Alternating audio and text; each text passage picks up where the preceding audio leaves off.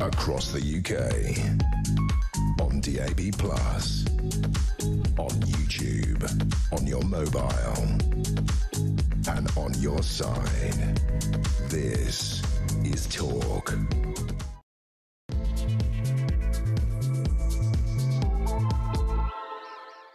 Hello and a very, very good morning to you. Welcome to the show. It's coming up 3 minutes past 10 o'clock. This is Talk. We are the home of common sense, as you well know. And I'm Julia Hartley-Brewer. Whether you're listening on DAB+ radio, on your smart speaker, watching on YouTube, or your connected device, thank you so much for your company. Always appreciate you joining us, especially on this icy, icy day. I've had one of those mornings where, you know that advert where that woman falls and she goes, I've fallen and I can't get up. That was me on my own front path this morning because little old ladies, well, tall old ladies going out on an icy day, fell flat on my jacksie, I did, and scrabbling around like a beetle, couldn't get up. But changed into my walking boots and managed somehow to make it to the office. But be careful out there. There's me yesterday going, oh, for goodness sake, get on with it, people. Britain, for goodness sake, you don't close everything down because there's a bit of snow and ice. Well, yeah, keep going out. Just be a bit careful, not like this old lady here. But anyway, lots to talk about on the show. And as I say, whether you are listening on DAB+ radio or on your smart speaker, watching on YouTube, connected device, whichever, I'm with you live until 1 o'clock. And if you do miss anything, you can go to my YouTube page, the Julia Hartley-Brewer Show, and you can hit subscribe so you never have to miss a thing. Coming up in this hour, we're going to be discussing those new drink drive laws. You could be limited to under a pint under new drink driving laws, but will it make any difference to road safety? We're going to talk about, will there be British boots on the ground in Ukraine, and why the Tory leader Kemi Badenoch is calling for the West Midlands police chief to resign, be sacked over the Maccabi Tel Aviv fan ban, and why the behaviour of migrants staying in a hotel has been blamed for the closure of the 20-year-old restaurant next door. Well, it's going to probably put you off going to a restaurant, isn't it, if it's next door to an asylum hotel? Anyway, all of that coming up. Delighted to say in the next hour we're going to be talking to the former Conservative Defence Secretary Sir Ben Wallace about, well, Ukraine and Greenland and where Britain is on all of that. Get his thoughts on all that. First up, though, going to get the thoughts of my guest joining me throughout the show, as she regularly does on a Wednesday. Claire Pearsall, former Conservative Government Advisor. Good morning to you. Good morning. Now, you're a proper, sensible lass, living in the countryside, and frankly, there'll be no falling over for you like a little old lady. Like a little beetle. I was like this. I was scrabbling away. I couldn't get up. I had to roll onto the grass to get up. I looked like a right Egypt. But then that's down to your footwear. You weren't wearing. I was wearing boots, trainers, but I changed into. You couldn't say I've got proper like trekking in the Andes walking boots. Yeah. Still almost took a tumble on the way to work, even in these. But you have to wear proper shoes. You have to look where you're going. You have to maybe walk a little bit slower. Don't rush. Yep. And I've got some grit that I put down outside. Now this is the thing. There's quite a big fuss about councils not gritting roads. Now I'm like down a side road. I'm not expecting it to be gritted. Although weirdly, you don't need to grit the main roads because they're the ones that cars are on all the time. But you live out in country way, so you've got. You got full on snow, or we did have it. It went yesterday when we had some rain yesterday evening. But for a week, it's been absolutely frozen. But the local farmers give us a hand if there's really heavy snow. So big up to the farmers. That's why I'm a big fan. Because they don't stop. They don't stop, a bit of snow isn't going to stop a tractor. So they come out and give us a hand, and the local community gets together. Can I say, I'd love to have a tractor. By the way, farmers are heading off to Brussels today.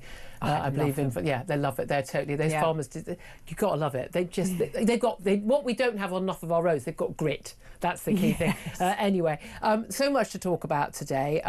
Question I'm going to put to the audience today, and I'd love to hear your thoughts on, first of all, is about the new drink driving limit. It's been proposed, consultation. By the way, when governments do consultation, it means they're going to do it. They're just playing along, and but the government plans to slash the drink driving limit to basically, well, for most people, because this is where it's really complicated. It's different for different people, how big you are, if you're a man or a woman, etc., to under 1 pint, which they claim is going to improve road safety. I want to know what your reaction is to that. Lots of concern about country pubs basically closing down. A lot of people pointing out, is this really going to make a difference? We're going to get to everyone's thoughts on that. I'd love to hear yours. 0344 499 1000 is the number to call. Text the word talk and your message to 87222. Get in touch with us on X at Talk TV. Calls, as you know, all together now are charged at the national rate. Text costs £1, standard network rate message. Claire, you live in the countryside. Now, I can walk to my local pub or I can get an Uber, okay? And I have to say, I never drink drive. I'm not a good enough driver to ever drink drive and think, no, I'm incomplete. I need all of my faculties. I would have like a glass of Prosecco. I'm a Prosecco what can I say? I'd have a glass of Prosecco maybe at the beginning of a meal. Yeah. And that would be it. And then I would consider driving 2 hours later. I just don't want to take the risk. I've sat in, as a news reporter, I sat in coroner's court too many times with grieving families after drunk drivers, and I don't know why. Like seatbelts, not drink driving, and things like that is absolutely ingrained in my brain not to do that. But we're talking about taking this limit. Again, it's meaningless to most of us, slashing the limit from 35 micrograms of alcohol per 100 millilitres of breath to 22 micrograms, bringing it in line with Scotland and actually quite a lot of Europe. We have much lower drink driving laws. Means utterly nothing to most people, but currently you can drink, basically, if you're a man, probably women, again, you get less, 2 pints, which is a heck of a lot of booze, by the way. That's 4 units, isn't it, effectively? Yeah. You can drink 2 pints and not be over the limit, just. This is going to limit it to probably under 1 pint. What do you think of it? Well, I'm not a fan of drink driving, and I've seen too many cars in hedges and on their roofs on country lanes to see the damage that it does. But you also wonder, those people who are going to drink drive are not going to pay attention to the government changing any limits whatsoever. And who is going to police this? It's all very well to say this is going to be the legal level, but if you don't have police out there, well, you're still going to get people drink driving. But what about the people that get caught if they've just had a pint and a half, but it's somehow their body has not dealt with it as quickly as the next person, the alcohol level was higher than they thought it was going to be. We all know what that's like with wines and beers. Sometimes the alcohol level is higher. I mean, sometimes you can have a glass of wine and it absolutely, you think, oh, whew, because it's on empty stomach, and then sometimes you think you don't feel affected. But it's amazing how many people say, "Oh, I'm just as good a driver. In fact, I think I'm a better driver." No offence, men over 65. A lot of people in my family, they'll be like thinking they're absolutely fine on that, but actually, they are impaired. And when they do those studies, and these particularly men, I think it is, no offence, boys, but that sort of bravado of like, no, I'm absolutely fine. And then when they actually do them tests on their reaction times, they're massively slow. They just don't realise it. But here's the thing: we have seen, and there's an amazing graph you can actually see from 1970 to 2022, I think. The latest figures, 2024, road deaths in the United Kingdom have fallen by how much? 3/4. Whoa! Absolutely plummeted. Now, a lot of that was things like the technology. So things like seatbelt laws, better technology, better braking, the drink driving laws as well, and all that, and stricter tests and all that. So there have been other things, but the car technology has massively improved. I mean, my car, I've got a bog standard car, but if you come too close, you're at a higher speed, that car will start putting the brakes on for you. So things have improved, and again, I think a lot of it is things like cars not bursting into fire. Although it turns out these hybrid cars apparently a bit of a high risk, far more likely to be involved in high fatal fires. But the thing is, drink driving is really, really small small implication in terms of the number of road accidents. I mean, mostly it's basically someone not looking properly. That's the main. About half of all accidents are down to basically they haven't looked. Either the driver or a pedestrian hasn't looked properly. Then you've got basically a bit of road rage, people being reckless, or then you've got speed. And then you've got someone sort of making a poor turn, and speeding. Next one down.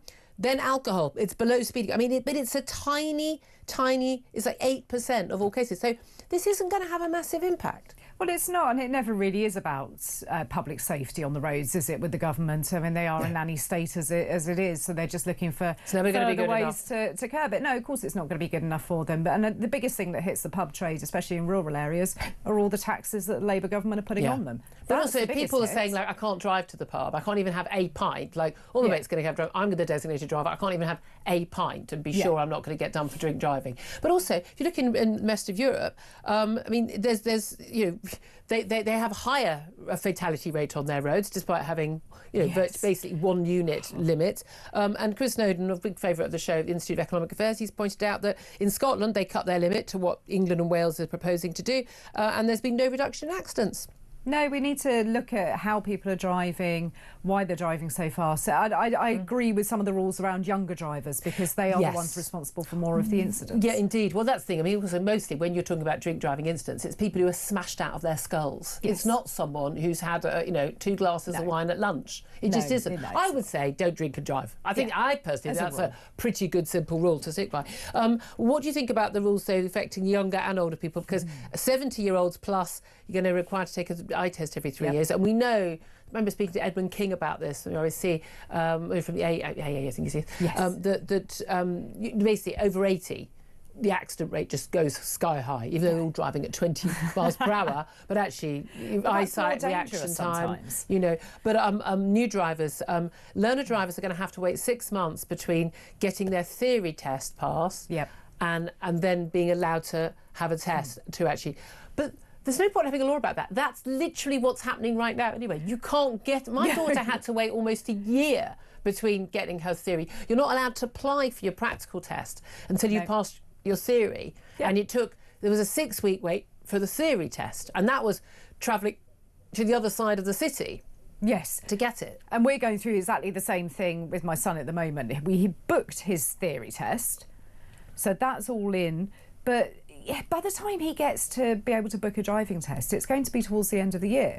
Where he'll be another year older. But he'll get experience on the road. I'm quite happy that he has more time out on the road. I think he's realised it isn't quite as easy as he thought.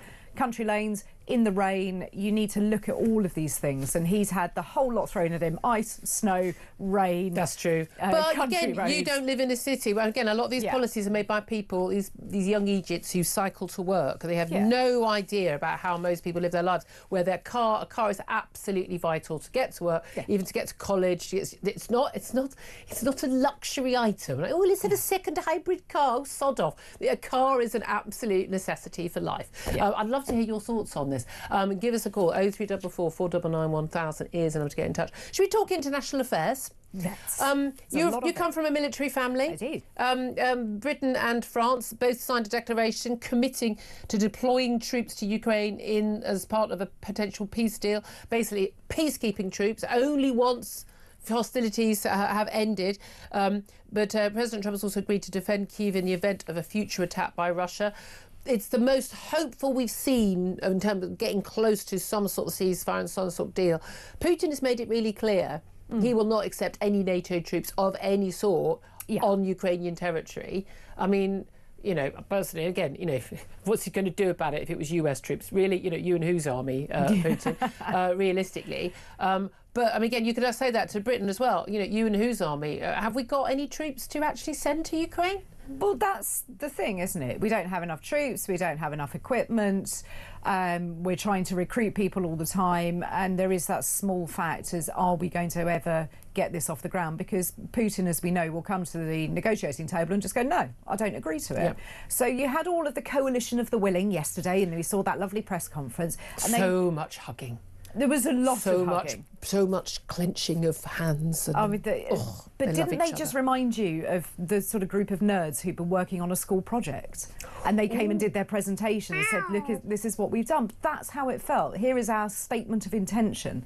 Well, that's nice. It doesn't work Europe like this. is really good at having meetings and making statements and signing declarations. What we're not good at is backing it up with cold, hard steel and boots on the ground. At the end of the day, you can talk the talk as much as you want. If you can't walk the walk, if you're not both able and willing, and by the way, if you're not being willing, doesn't really matter if you actually haven't got the men to put on the ground and you haven't got the actual the hardware. And we really don't have it. And we're going to be talking to Sir Ben Wallace, former Tory Defence Secretary, who spent a lot of time both behind the scenes and actually pretty openly when he was in office and since leaving office, one of the many figures either in politics or in the military saying, for the love of God, we've got to beef up our defences. At the end of the day, it's like everyone's talking the talk over, that joint declaration as well we had over Greenland, where pretty much all the leaders, Spain, Italy, Spain, who gives two hoots? I mean, Spain. Oh,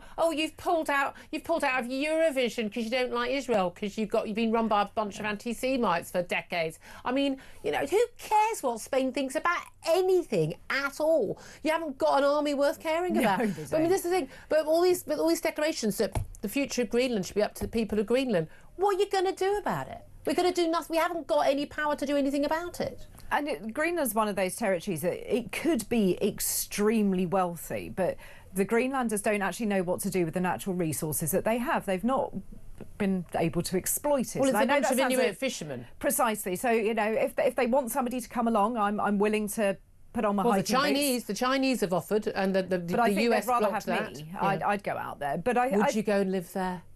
I don't care how rich I was if I had to. I wouldn't want to live in Greenland. Well, it's not green. That's a lie. No, it's not. I mean, there's a lot of puffins out there, aren't there? And sort of nice territories to look at. So it looks pretty. I like it. I mean, it's a weekend, isn't it? A weekend. It's a weekend. It's a weekend. We trip. job share, if you like. Not, yeah. But do we think that Trump's actually going to do it? Because I'm not sure. He does chop and change his mind an awful lot of times. And you do think, is this getting everybody together and actually doing what Europe needs to do? Is look at their defence, look at their spending and be much better. Isn't that the intention all the way through from Trump? Well, who knows? I mean, there's no doubt at all. I mean, reading up on this again, we're all trying to be experts on Venezuela and Greenland now.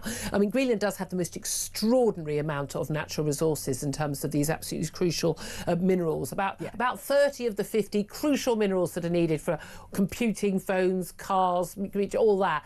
They've got them, but they're not mining them because they're just not geared up to it. They've got a population of 56,000. I mean, and half of them are Inuit fishermen. I mean, I'm sorry, but that reality, they're not getting it done. But they've also, it is strategically very important. There are already American naval bases. We had Tom Tugendhat on the show yesterday pointing out America's already got naval bases there. They are allowed under a World War II treaty to put their naval bases pretty much anywhere they want on Greenland as part of the deal for helping Europe during the war. And this Arctic route, now we've got this Arctic route that is basically not frozen over all the year round, is going to be more and more crucial. And the Chinese and the Russians are sniffing around, and it's a strategic concern. Here's the thing, Trump. I mean, this is a country that's part of Denmark, but they are actually entitled to declare independence if they want. If he offered every single Icelander like $10 million, which is not cheaper than any military, $10 million, and we get to control your country. Although it can't be, I don't think it can't become a 51st state, but it will. We seize control of your country in terms of military and strategy. I mean, would you say no? I want to be ruled by Denmark, not America, in return for $10 million? Come on. Well, of course, because the Greenlanders don't necessarily want to be ruled by Denmark either. They're always looking at the independence route of it. But would you? I mean, again, who would you rather have? I'm into national sovereignty, but how rewarding a life is being an Inuit fisherman? Well, who are we to say? That's the thing. We all think that we know. Be up to them. It has to be I don't think he should seize it militarily. I think that'd be outrageous. No, I think that's wrong. But what are we going to do about it if he does? But Keir Starmer's going to write a very angry letter, isn't he? He's going to make a very strict speech, and then he's going to backtrack on the speech within 2 days. Can you imagine? That's pretty much what he'll do. If it's usual form, he'll be very concerned. He'll be cross. He'll be. You wouldn't want to see me cross, says Keir Starmer. Can you imagine? By the way, just some breaking news. We've had a press conference. Most days there's a press conference about 10 o'clock from the Reform Party these days. Nigel Farage has announced that Layla Cunningham, regular here on the show, has been announced as Reform UK's candidate for the Mayor of London next year. She's also going to be the head of Reform UK in London and be the face of their local election campaign in May. Big fan of Layla Cunningham as a guest on the show. She knows the stuff. She's a very good communicator, and again, I hate all this nonsense about you need to have a woman, you need to have a woman. But it is good for them to have a wider variety of faces, as a party. And she's a serious player, I think. She is, and she is very good debating. She's got a lot of points that she needs to make. I think that she will get better as well with time. I remember when she first started, when she was just a Westminster councillor for the Tories, and I knew her, and to see her now, completely different character. So she's done a lot of work. We're all trying to improve. I'm hoping at some point in my career I'll improve. Well, when I grow up, I hope I will. When I grow up, I hope to be a radio presenter. But I think that they can do a lot worse than her. I really do. I think she'll be great as I love the way that was so mealy-mouthed as a Conservative. Thank you.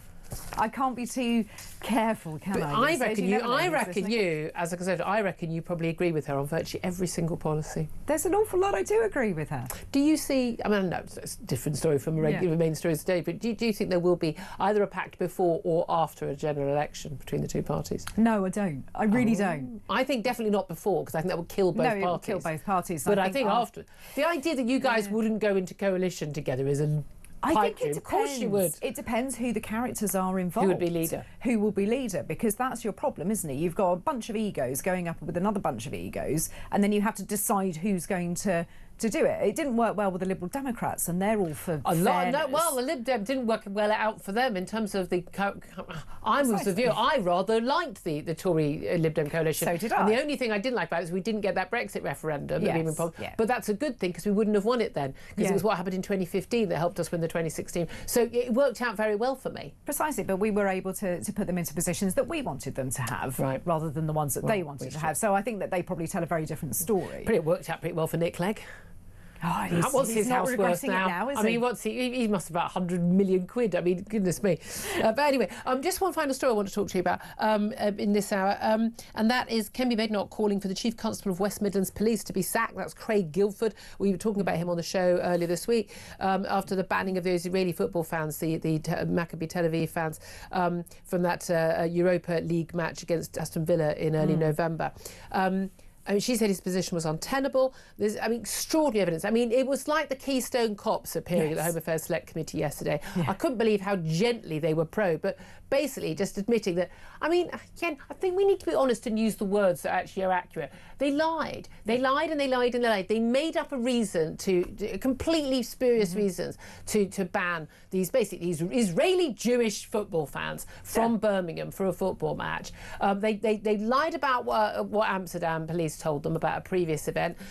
They've lied about speaking to Jewish community leaders. They've lied about what evidence they had and when, and you know, every single thing. They've lied to Parliament about it. It's untenable that any of these people could keep their jobs, but particularly this guy. And I find it extraordinary these people haven't already just been told, you are out. The Home Secretary has the power to do this. Yes, she does. But the key thing here is that we are talking about police bending over backwards. And I mean, I would say at this point, bending over forwards and pulling their trousers down at this point, to basically placate local Islamist, I'm not going to say Islamist, community leaders. Dangerous, extremist Muslims, full of anti-Semitism, self-appointed community leaders, imams in mosques where they've actually preached outrageous hatred against the West and against Jews, basically saying, we don't want a load of Jews and Israelis coming to this city, and we're going to kick up, and there's going to be violence if you don't ban them, come up with an excuse. And instead of the police saying, we'll arrest the hell out of you, don't you dare make threats like that, instead the police went, oh, what would you like us to do? We'll make up an excuse and we'll basically ban people from freely coming to watch a football match. Simply, let's face it, because they are Jewish.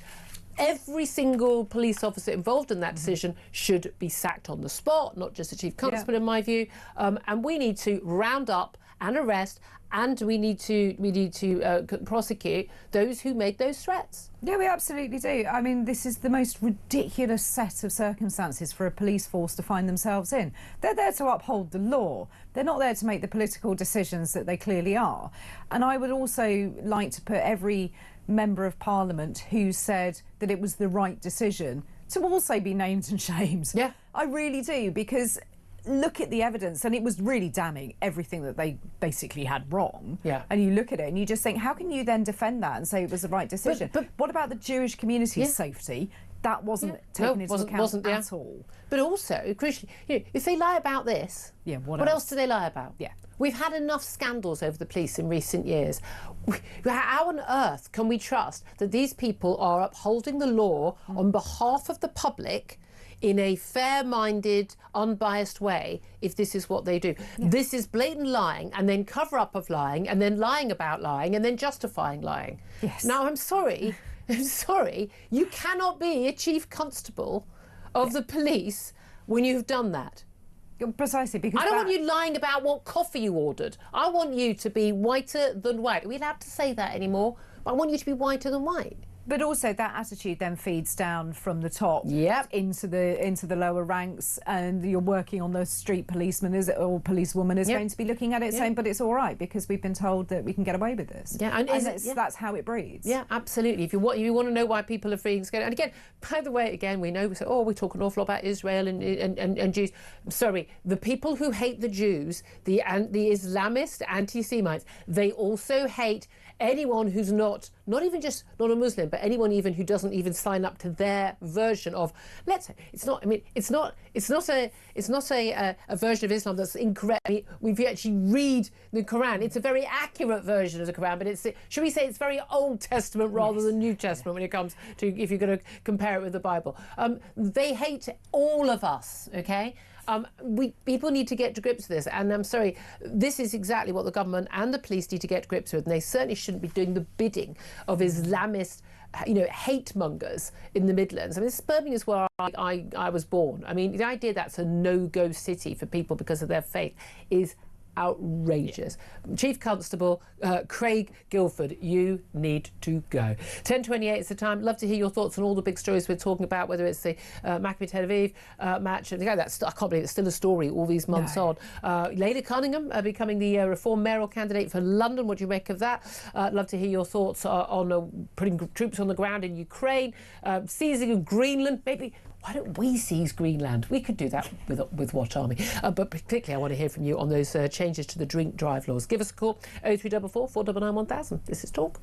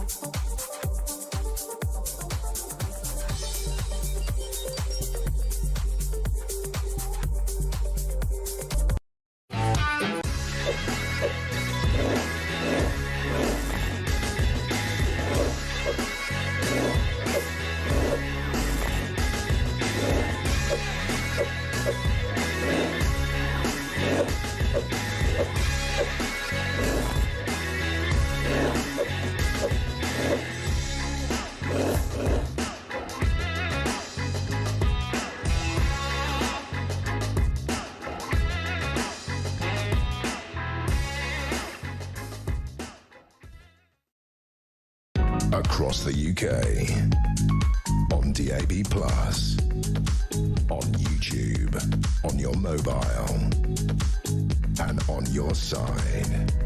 This is Talk. Good morning, welcome back to the show. This is indeed Talk. 10:31 is the time. Let's go straight to your calls. 0344 499 1000 is the number to call. A lot of you getting in touch about those drink driving laws. Kevin is in Chester. Hello, Kevin. What do you make of them? Oh, good morning, Julia. Morning, and morning to the drink driving laws. Well, I have been driving for 60 years, since I was 17 years old. Yep.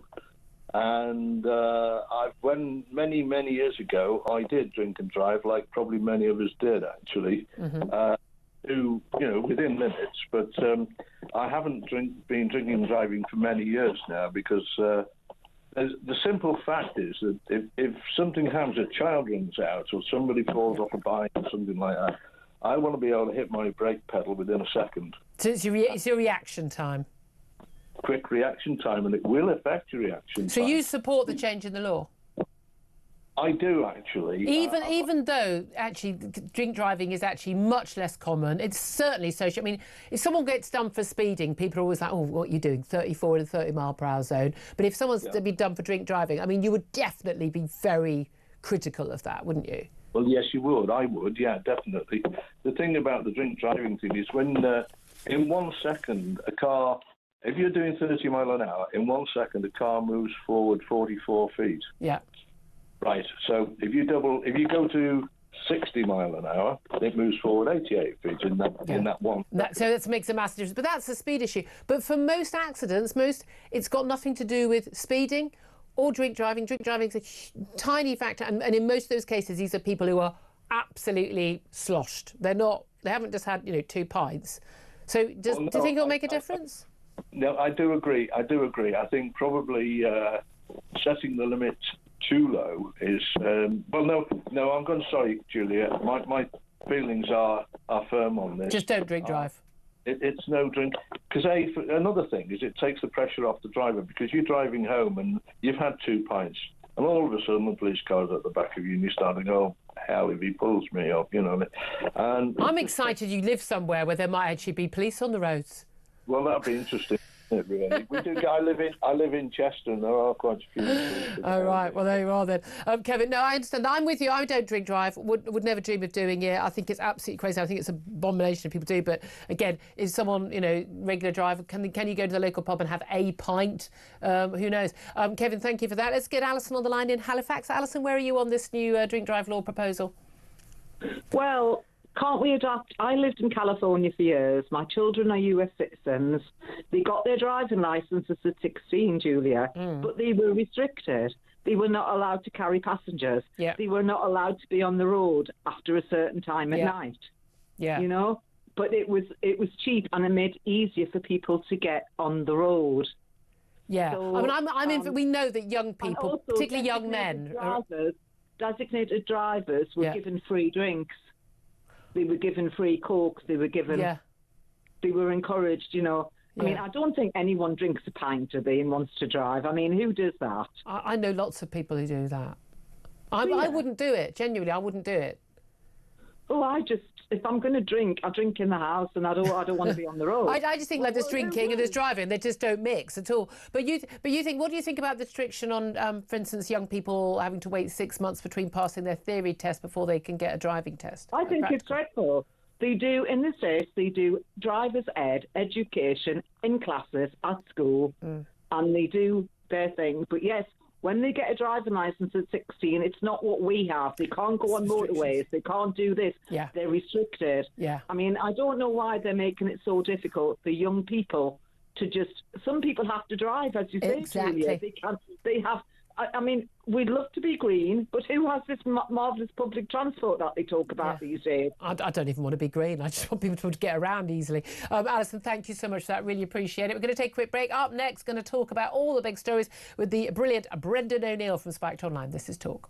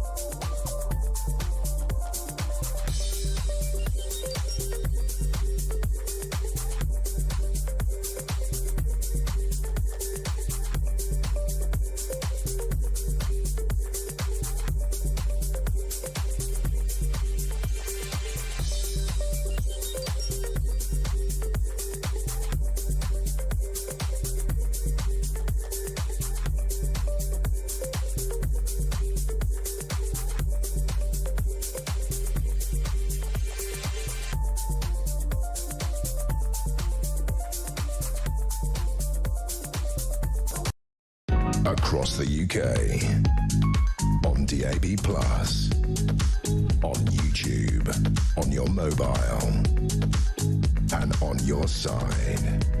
This is Talk. Good morning, welcome back to the show. It's 10:36. This is Talk, the home of common sense, with me, Julia Hartley-Brewer. Delighted to welcome my next guest, Brendan O'Neill, chief political writer at Spiked Online, to the show. A very good morning to you. Hi Julia, how you doing? Very well indeed. Thank you so much for joining us. Lots to talk about. Let's start with where we are in terms of Ukraine, because the UK and France have signed a treaty, basically a document, promising they would commit to deploying peacekeeping troops on the ground, boots on the ground in Ukraine, in the event, and it's a big if really, if there is actually a ceasefire in Ukraine. What do you make of that promise? I'm not sure about this. I mean, firstly, I'm not sure that it's actually going to happen, because Britain and France and Europe have not really stepped up to the mark when it comes to supporting Ukraine with what it needs. And it has needed a lot over the past 3 years, because it was criminally invaded by the imperial aggressor of Russia. And Europe too often let Ukraine down. And Zelensky and others have made that point. There's also the question of whether British and French troops want to be drawn into another war zone. You know, do we really want to be keeping the peace on that crucial border between Russia and Europe? I am fully supportive of Ukrainian self-determination. I want Russia the hell out of that country, but I'm really not sure about European troops putting their boot on the ground. I think that could potentially up the ante even more. Well, there's no doubt at all. Putin has made it very clear, under no circumstances will he accept any NATO troops to the ground. The question is what he would be able to do about it if, and that's the big hope from this meeting in Paris, with a lot of, sort of bromancy handshakes and hugs with Zelensky, but having Witkoff there and having Jared Kushner there as well, the two people who are probably closest to the president when it comes to international affairs, his sort of negotiators in the Middle East and over Ukraine, they seem to be moving some way towards the possibility of America giving some sort of backstop supporting. So it's all very well, Putin can talk the talk, but Putin ain't going to be attacking French and British troops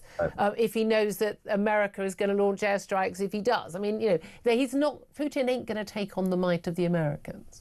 Well, that's the thing. You know, if we get some form of American backstop, then it might be more reasonable for European troops to assist in what happens post-war. But that shows that Europe is still, for all its anti-American posturing that it sometimes engages in, Europe is still very reliant on America, which is what makes all the other stuff going on right now, Venezuela, Greenland, and all the rest of it. That's what makes that really worrying, because there is a huge gap opening up between America and Europe. And I think European leaders are on a hiding to nothing if they don't realise how serious it is if they lose the support of America. Yeah, and indeed, and that's been the big worry about Trump pulling out of NATO and all the talk about upping the amount of money and the percentage of their GDP that European countries are spending on their NATO defence commitments. You know, it's all very well, but it ain't coming very quickly. I mean, Germany's the only country that's actually upping it properly, but they're coming from a very low base over the last post-war years. Let's talk about Venezuela, because it has been, I mean, quite bizarre to watch what's happening since Saturday. The handing in of the Free Palestine flags and the Free Maduro flags being handed out to the usual suspects. The amount of people on the left, the Jeremy Corbyns, the others, who are cheering on the likes of Maduro. Isn't socialism wonderful? Isn't it fantastic? And then when it all went, let's face it, technical term, tits up there, and people are starving in the streets, having to eat their own pets, haven't got running water or electricity, and 8 million plus people leave the country just to survive. They started going a bit quiet, but now they're all big fans of Maduro. You know, I have enjoyed watching them all kind of hand in their kafirs and take their Venezuela flags, you know, just switching from one cause to the next. You know, the poor people of Gaza are now not going to have support at all. I bet you they won't even talk about Gaza for the foreseeable future. They will no doubt come back to it because they have that unhinged hatred of Israel. But for the time being, they've just moved on. You know, it really demonstrates that so much of what passes for left-wing politics now is really just anti-Westernism. They just hate the West. They will take the side of whatever group of people they think is the most anti-West. And that might be Hamas one week, and it might be Maduro and his socialist goons the next week. That's really their driving force, which element is most anti-West and therefore will throw our lot behind them. You know what's so striking to me is that not only are the people of Venezuela cheering, lots of people in Venezuela are cheering the ousting of Maduro, but we also right now have one of the bravest uprisings that we've seen in a long time in Iran, where young men and women are fighting for their freedom against the Islamic theocracy that rules over them.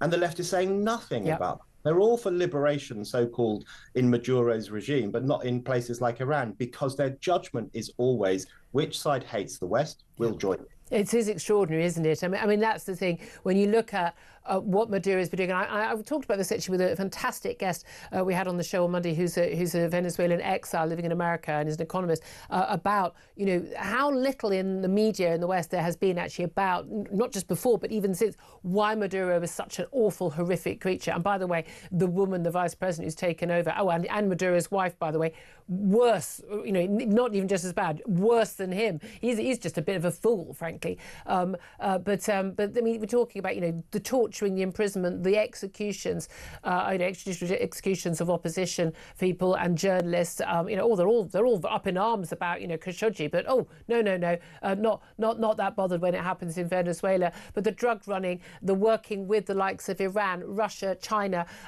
to basically, you know, provide, you know, money launder, gate arms for Hezbollah to launch terror attacks. I mean, you know, this is I think it's what Donald Trump would call a bad hombre. I think is what he would call him. But it is extraordinary in terms of the West's reaction, and particularly our Prime Minister Keir Starmer's reaction. Did you have a scintilla of sympathy for him, having to basically walk the walk of Mr. Human Rights, Mr. International Law obsessed, man of virtue on the left, having to basically not criticise Donald Trump too much?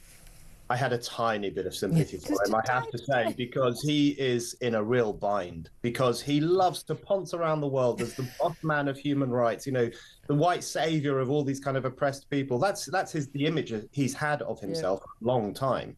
Uphold international law, that very stiff kind of, you know, weird approach to the global affairs that people like him have. And now he can't say that. He can't say that because he's got to keep sweet with Trump and the White House, which I think we do have to keep them, by the way. So he's in a tricky situation. But you know what's really getting on my wick is all these people in Britain and Europe, all these leftists and liberals who are suddenly overnight interested in the issue of sovereignty. They're all talking about Venezuelan sovereignty and Trump's criminal violation of it.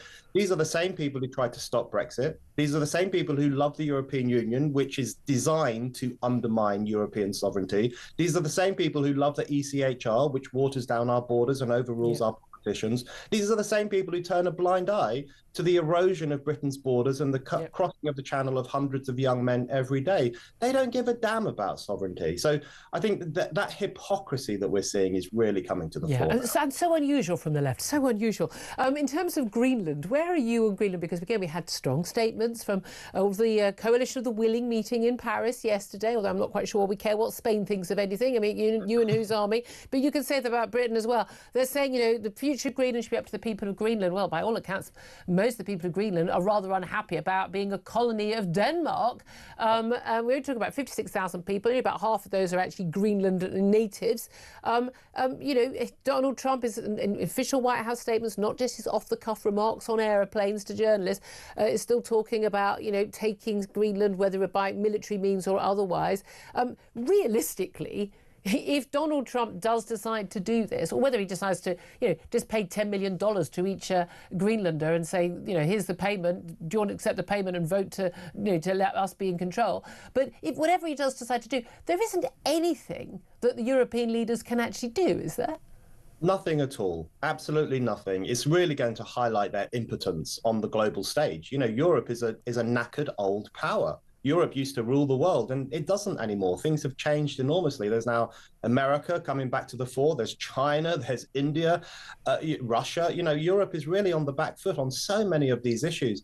You know, my view, the democratically elected Prime Minister of Greenland has said he doesn't want the country to be annexed by Trump. For me, that's it. That's discussion over, because I believe in democracy and I believe in sovereignty. Having said that, loads of Greenlandic people do not want to be associated with Denmark anymore. I think they would be better off having a close relationship with America. So if Trump, instead of the bluster, what I think Trump should do is try to convince the Greenlandic government to have a referendum, convince the people that they'd be better off closer to the United States, which I think they would be, and do it in that democratic way. And that would really shove it to Europe, because then they wouldn't have anything to moan about. Yeah, also, it's extraordinary they're sitting on all these rare earth minerals and are not exploiting them, and frankly, all being rich. I think it's madness, isn't it? Now, listen, we've spoken to you many times about the issue of Israel and anti-Semitism, both at home and abroad, and you're the author of the brilliant book, After the Pogrom, 7th of October, Israel and the Crisis of Civilizations. I do want to get your thoughts also on this extraordinary ongoing row about the decision by the West Midlands police in Birmingham to basically ban Israeli football fans from that Maccabi Tel Aviv Aston Villa match in early November. We've seen the West Midlands police chief, Craig Guilford, is now get called from the leader of the Tories, Jeremy Badenoch, that he has to be sacked because he and basically his henchmen, they basically lied and lied again about the reasons for banning basically Israeli Jews from Birmingham, and they basically kowtowed to Islamist fundamentalist threats from local self-appointed community leaders in Birmingham and extremist imams, basically saying we don't want Jews in our city. What do you make of this story?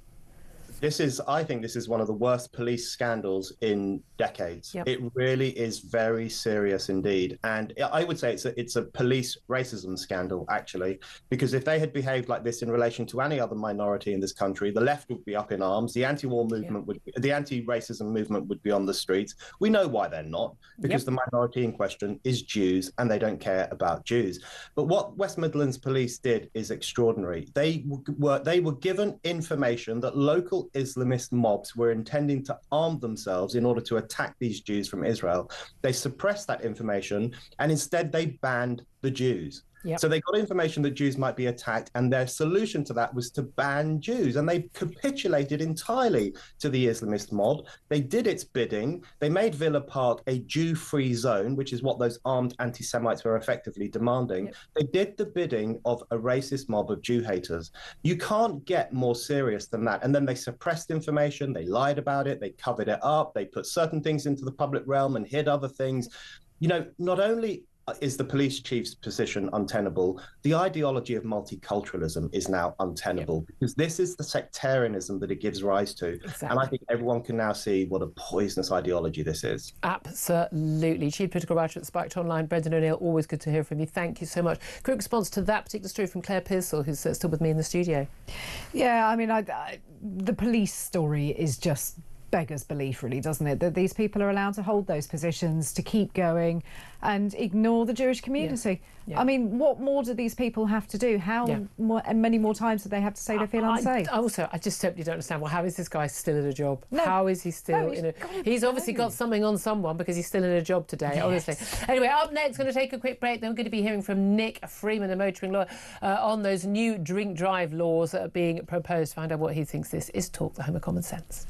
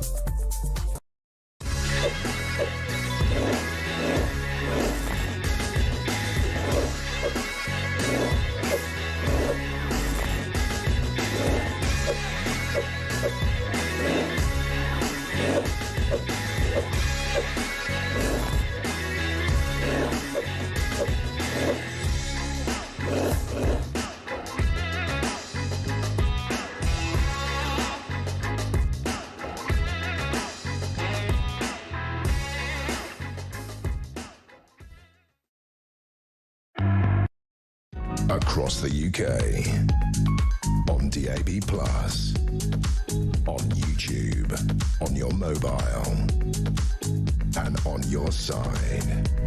This is Talk.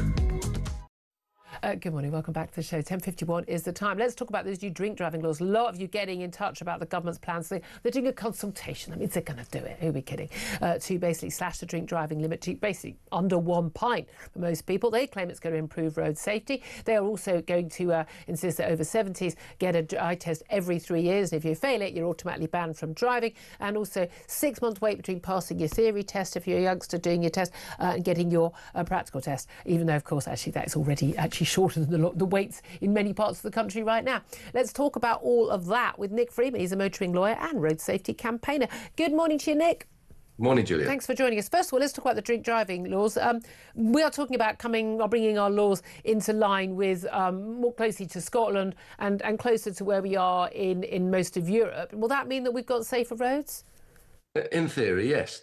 At the moment, we have actually the highest level. There is no level anywhere in the world that's higher than the UK. There are other countries that have the same level. And to put that into perspective, at the current level, you are 4 times more likely to have an accident and 6 times more likely to be killed or have a serious injury. So a reduction is well overdue. We've been petitioning the government for many years, this government and the last government. So on the face of it, it's a no-brainer. But of course, doing that by itself in an age of robotical policing leaves a piece of the jigsaw missing. And what we need officers on the roads to enforce it. Okay. And we also need some education, because the under-30s have a very cavalier attitude to drink driving because they've been brought up with robotical policing. They've not had the experience of that. I've got to be honest. My experience actually, it's the over 60s who've got that attitude rather than the other way around.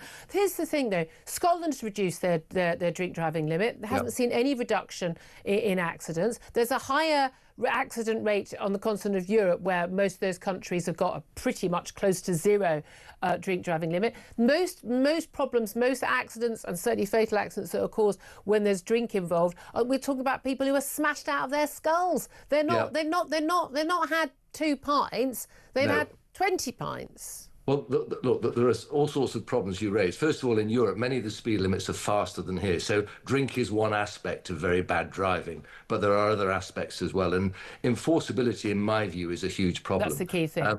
Do you think you're going to get caught? And certainly, I think the over 60s and the under 30s have an attitude which suggests, no, nowadays it's worth the risk. And that really, so we need to re-stigmatise it. We need education. People need to be aware, by an advertising campaign, by messages from the government and from law enforcement agencies, the problem, the tragedies that it causes when you're over the limit. Even if there's no accident, you get done for drink driving, you lose your licence for at least 12 months. Your insurance premiums. Yeah, people don't though. I know someone who genuinely got caught 3. This is not someone I am friends with. I would not be friends with someone who did this 3 times, and it was only on the 3rd time they lost their licence, didn't go to prison. My view is second time, absolutely you're going to prison. First time you lose your licence. It should be very clear. Look, most people don't think they're going to be caught. Most people, let's face it, they think, I hear this again and again from people, I'm just as good a driver, if not better, when I've had a couple of drinks. Now, we know there have been tests after tests after tests that have shown people think their reaction time isn't different, but it is. One of the things that most affected me was, I was a news reporter in a local paper, Newsstand, and every Tuesday I was sitting in coroner's court, and there's only so many families you can see grieving their child who's been killed in an accident. I often no seatbelt. People, I won't get it. Everyone's putting their seatbelts on. We are not discussing this. Nothing to discuss whatsoever. But the drink driving as well.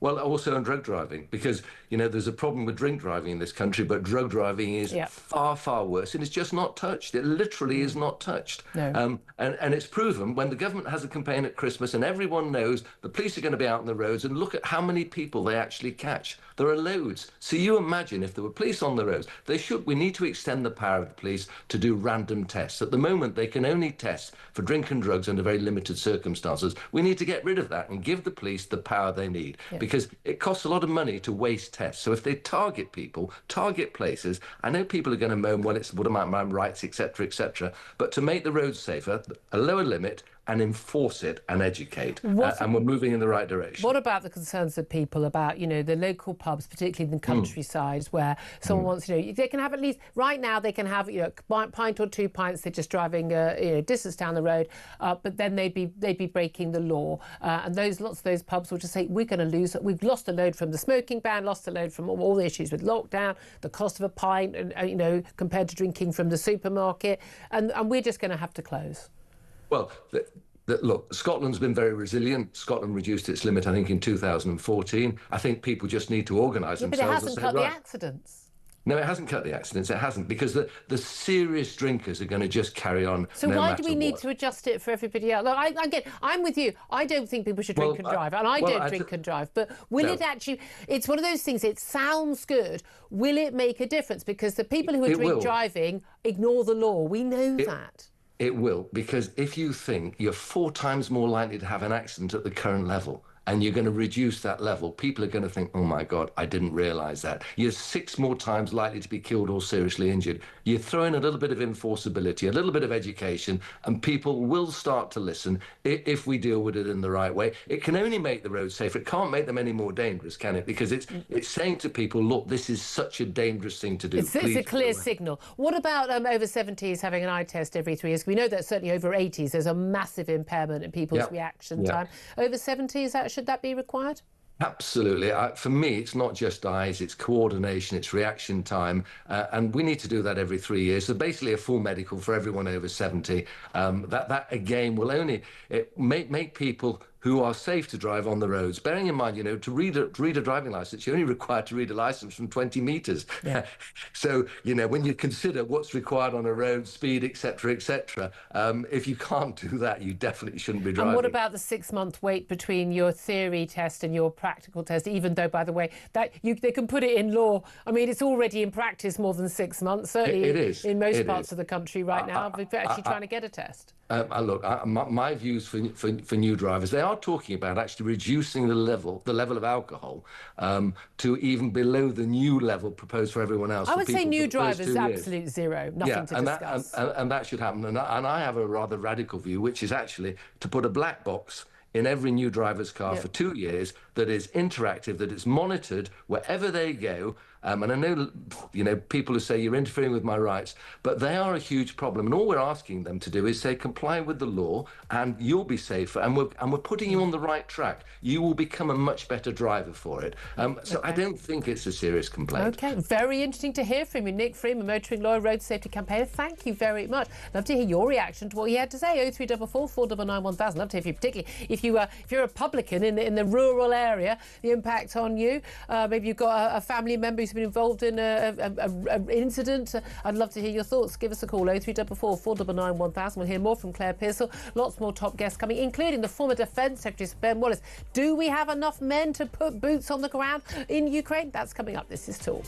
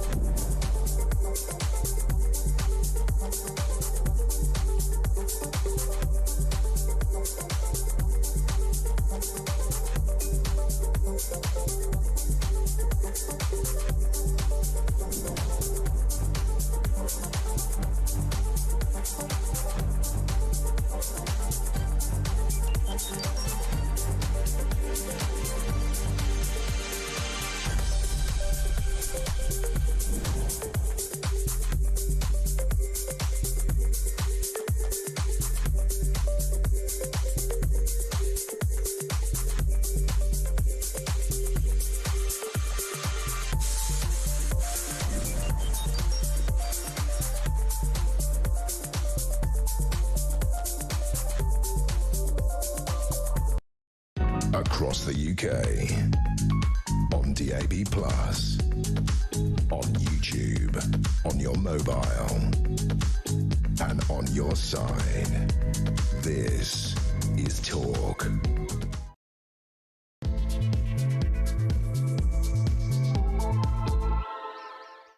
Very good morning. Welcome back to the show. It's coming up 3 minutes past 11 o'clock. This is Talk, the home of common sense, with me, Julia Hartley-Brewer. Welcome to the show. If you just joined us, if you're listening on DAB+ radio or your smart speaker, whether you're watching on YouTube or your connected device, it is great to have your company. Lots to talk about today. If you do miss any of the show, I'm with you live until 1 o'clock. You can go to my YouTube page, the Julia Hartley-Brewer Show. Hit subscribe. Never have to miss a thing. Coming up in this hour, going to talk more about those drink drive laws being tightened. Very interesting conversation with Nick Freeman just then. Also, British boots on the ground in Ukraine. We're going to talk about that in the next 10 minutes or so with a former Defence Secretary for the Conservatives, Sir Ben Wallace, and also a catastrophic police blunder as parents were told their teenage son had died in a crash days before Christmas when he was actually alive in hospital. Another set of parents being told their son had survived when actually he was dead. Absolutely extraordinary blunder. How on earth? I mean, the police are not carrying themselves in glory at the moment, are they not? Anyway, joining me for the chat today, Claire Pearsall, former Conservative Government Advisor. Morning to you. Morning. Lots to talk about at home and abroad. Question we're putting on our audience, topic we're just talking about with Nick Freeman, the road safety campaigner. Government plans to slash the drink driving limit to under 1 pint. It's currently about 2 pints, but it kind of is it or isn't it? It depends whether you've had a meal. It depends whether you're a big bloke or a small woman. But basically, they claim it's going to improve road safety. What is your reaction? Because there's a lot of concern for local pubs and country pubs. A lot of concern that actually it's not going to make any darn difference. The people who are drink driving are drinking 20 pints, not 2 pints. What is your reaction? To give us a call on 0344 499 1000. Text the word talk in your message to 87222. And you can also send us a message on X at Talk TV. Calls are charged at the national rate. Text cost one standard network rate message. Claire, I have to say, I think Nick may have changed my mind on all of this. I thought he was very convincing. I think he was extremely convincing. I mean, I do query the amount of young people who are drinking because Gen Z are notorious for their health and wellness. What is this whole Gen Z thing? This is the young, so it'll be our children's age up to about 21, 22. But they're largely not drinking. I think the biggest problem we've got with these young people is they're not drinking. They should be drinking and having more sex. That's what I think they should be doing. And then they'd all stop being whingy and moany and complaining about everything. Yeah, so I don't think we're going to affect that age group because they're not drinking anyway. It is the older people who have grown up thinking that it's absolutely fine to do it. I don't know anyone of my generation, I'm 57, who would not be ashamed. I mean, absolutely mortified, if they drank drove. But I also think we need to look at drink drunk. I don't know. I don't know how to say that. If you can't say it, don't drink and or drive. Have I been drinking? It could go either way, this one, But the designated driver scheme, I remember when I was 18, I was the designated driver one evening with my friends. I paid for nothing all evening. I had soft drinks. You're our taxi home. You're our taxi home. You have to put up with drunk people. And they bought me a bottle of booze to have the following day, which they gave me at the end. These people are committed. I mean, it's interesting, isn't it? There's just only so many glasses of Coca-Cola or lemonade you can drink. It was as dumb as dishwater. It's just, but that's the thing. I would never consider drink driving, but it would never be an issue. I have a husband who loves driving. Yes. B, I live in central London. I'm basically, I'm going to Uber. I will get the tube. Yeah. But he also, my husband doesn't like being driven by me. So he says I have to be drunk to be driven by you. He's clutched his lip. I am an average driver, okay? I'm an average driver. If you want to get somewhere quickly, I am your girl. I'm just telling you. I'm the same as the world. I don't know. But so I know that I can't impair. I cannot possibly impair my driving at all. And I'd rather just not drive than impair my drinking. Because I think that's a good part of a night out. So I just don't use the car. I mean, honestly, I'm not lying. It's quite routine to come out and find where is the car. Parked it somewhere 2 weeks ago, and it's got cobwebs on the ring mirrors. I'm not joking, but this is the thing that a lot of people in big cities like London don't get. How absolutely fine. You can't go anywhere. You can't get to work. You can't get your kids to school. You can't get to college, young person. You can't go to your job. You can't do the shop. You can't do anything without a car. They're a vital lifeline, and they're a vital lifeline for people going to country pubs. Yeah, they absolutely are. I mean, the country pub is a brilliant institution, and I don't see how this will affect them any more than the current set of taxes is already affecting country pubs. I think that the government needs to step away from nanny state ideas like this, which aren't going to do anything for road safety, and all they're going to do is basically hit the middle class who they hate.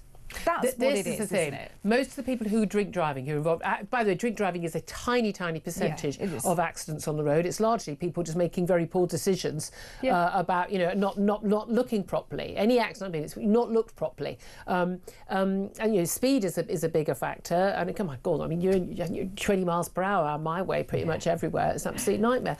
But we know that has an impact on, and we've had callers earlier, that has a massive impact on your stopping time and whether it's not someone's going to die or whether they're going to just be injured if you did hit them. But the people who are drink driving are off their head on drugs, 20 pints. They care not a jot. They don't expect to be caught. Frankly, they're probably alcoholics anyway. They think they're beyond the law.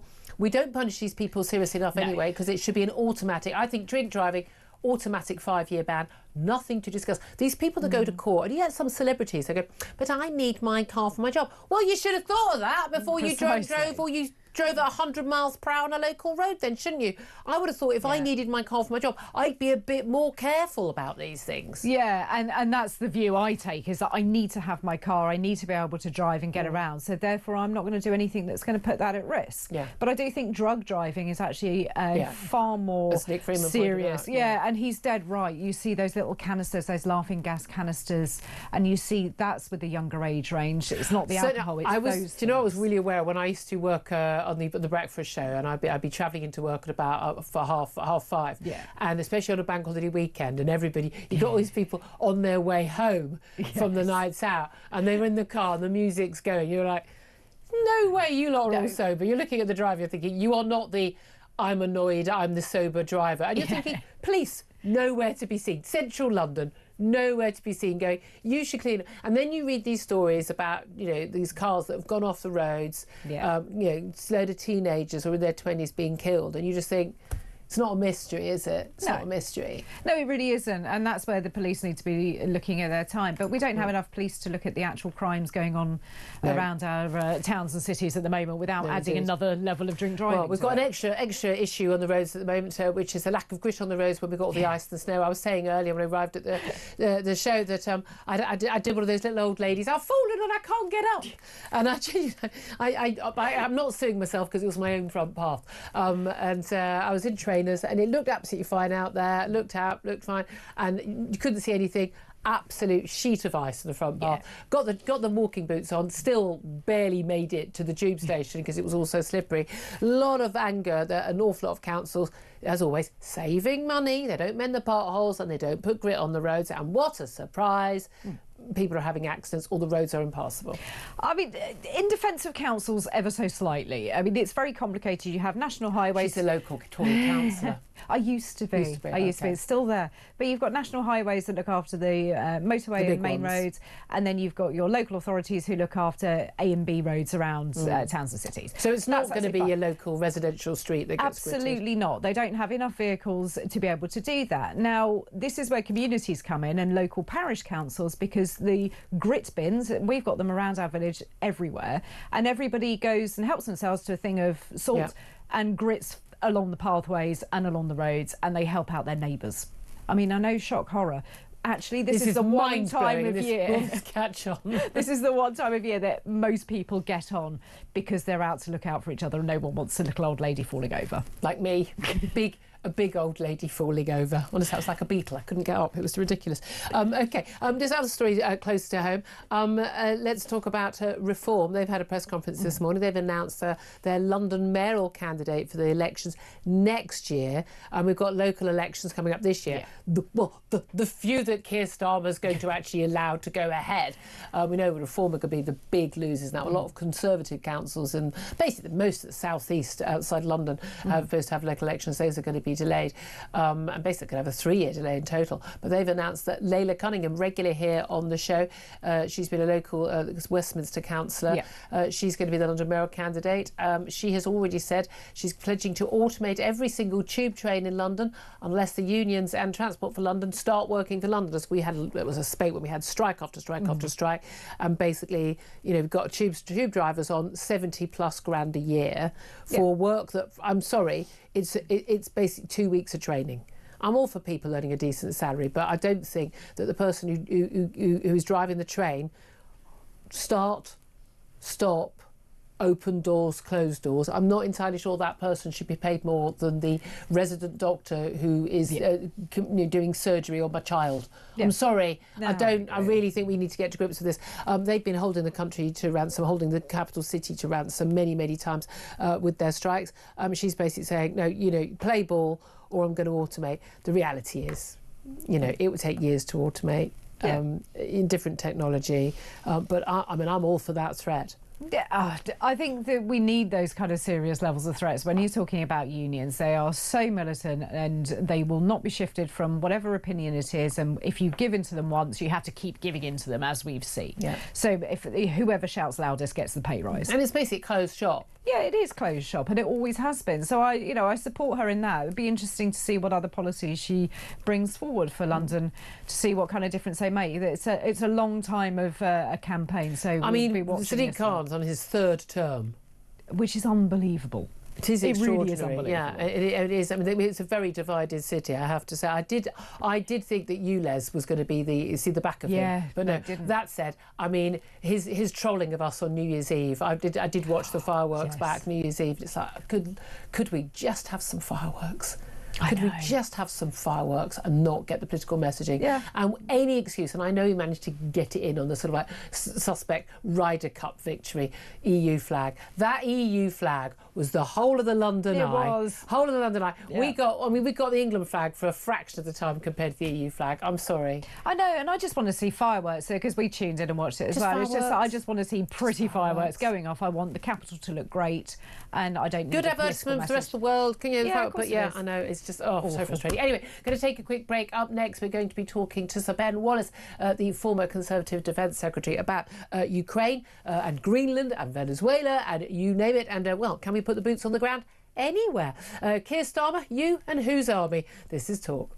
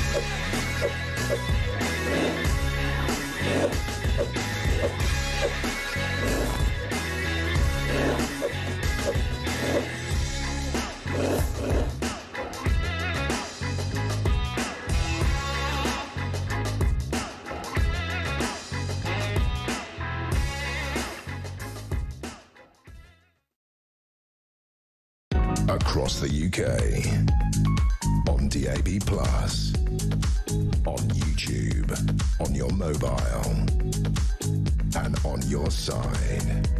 This is Talk.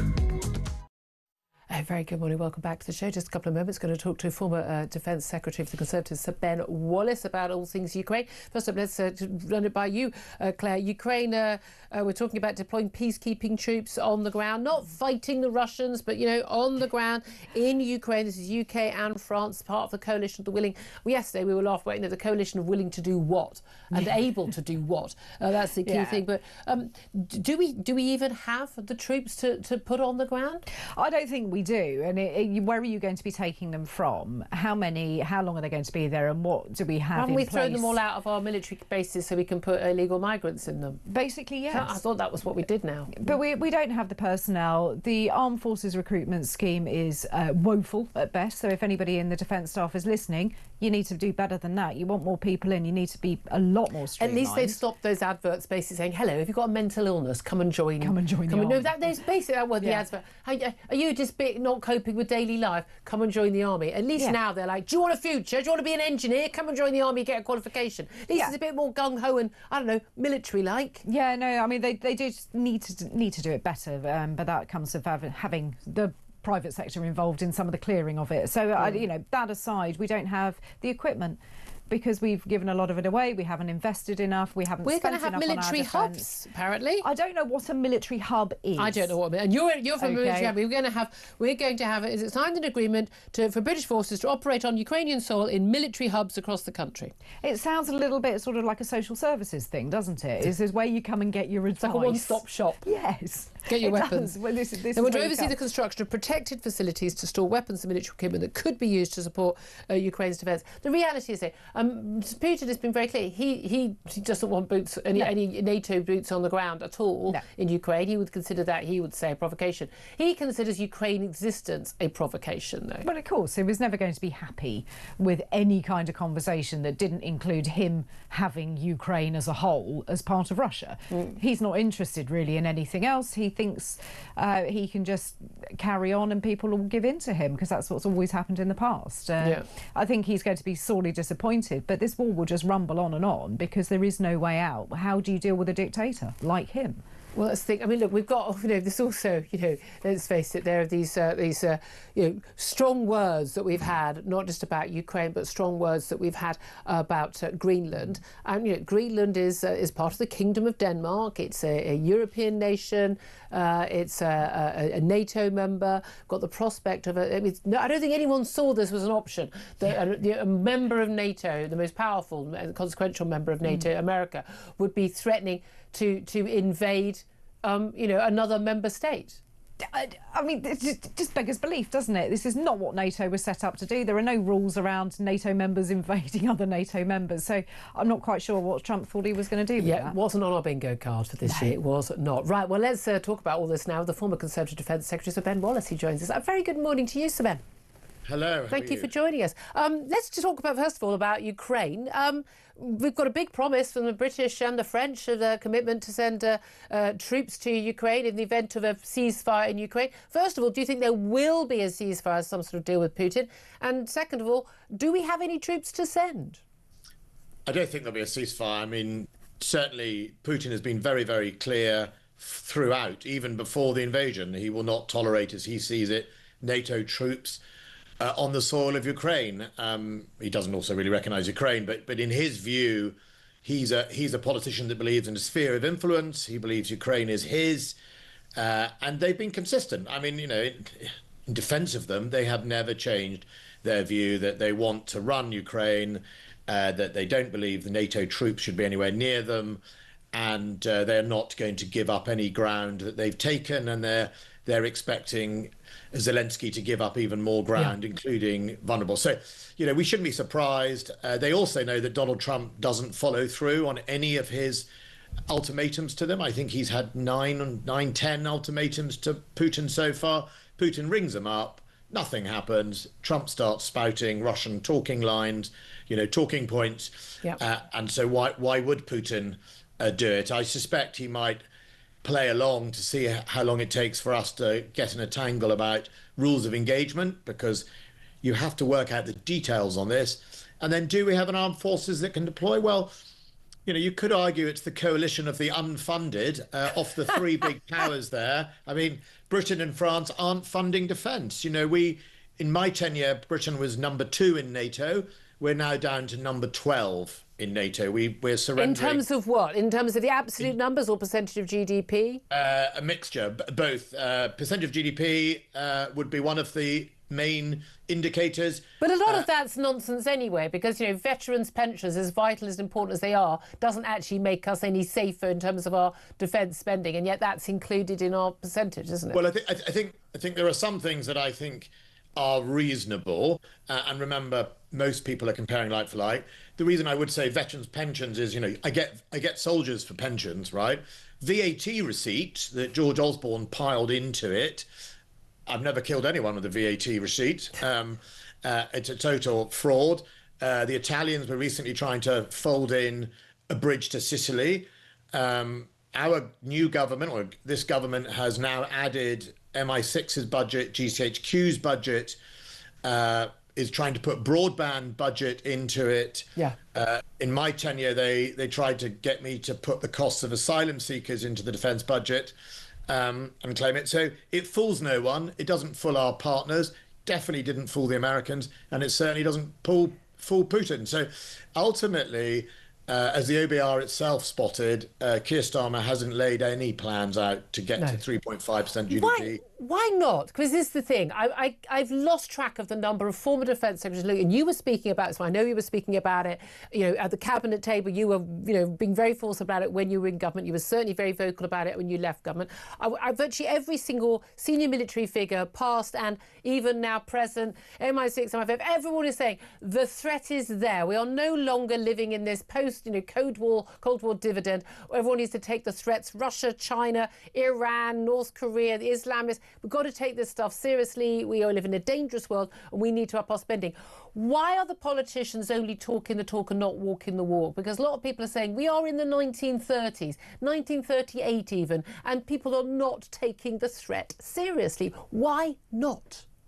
Because we have now, in my personal view, we have a generation of politicians who have been brought up on a view that they tell the public everyone's a winner. It's a pain-free way to power. The winner of a general election is the person that says the least, not says the most. And Julia, from your own show, you spend your time on general elections trying to catch us out because we're saying nothing. Promising change. We've treated the public like infants. Slogans like "Stop the Boats." All of them do it. Nigel Farage is no different. He does it. Vote for me on day one.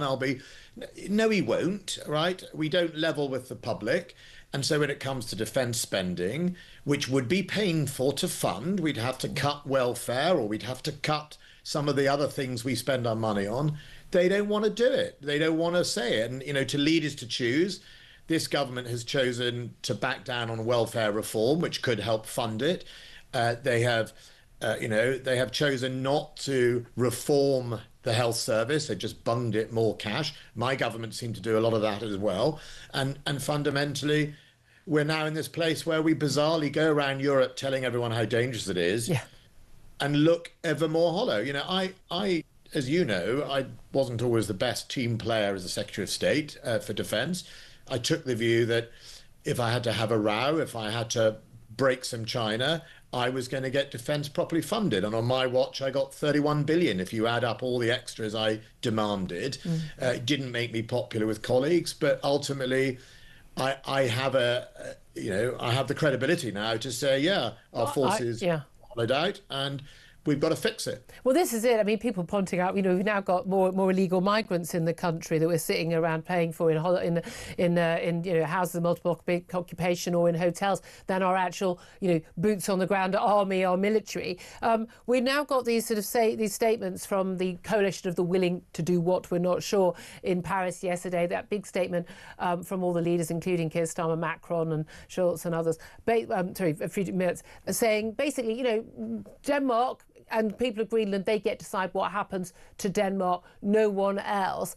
But my response to that was, wasn't it, you and whose army? We can't really defend Ukraine without America's help. There's no way we can take on America if America decides to, in whatever way, seize Greenland, is there? No, and look, I don't think when we say hands off Greenland, first of all, we should say it with clarity.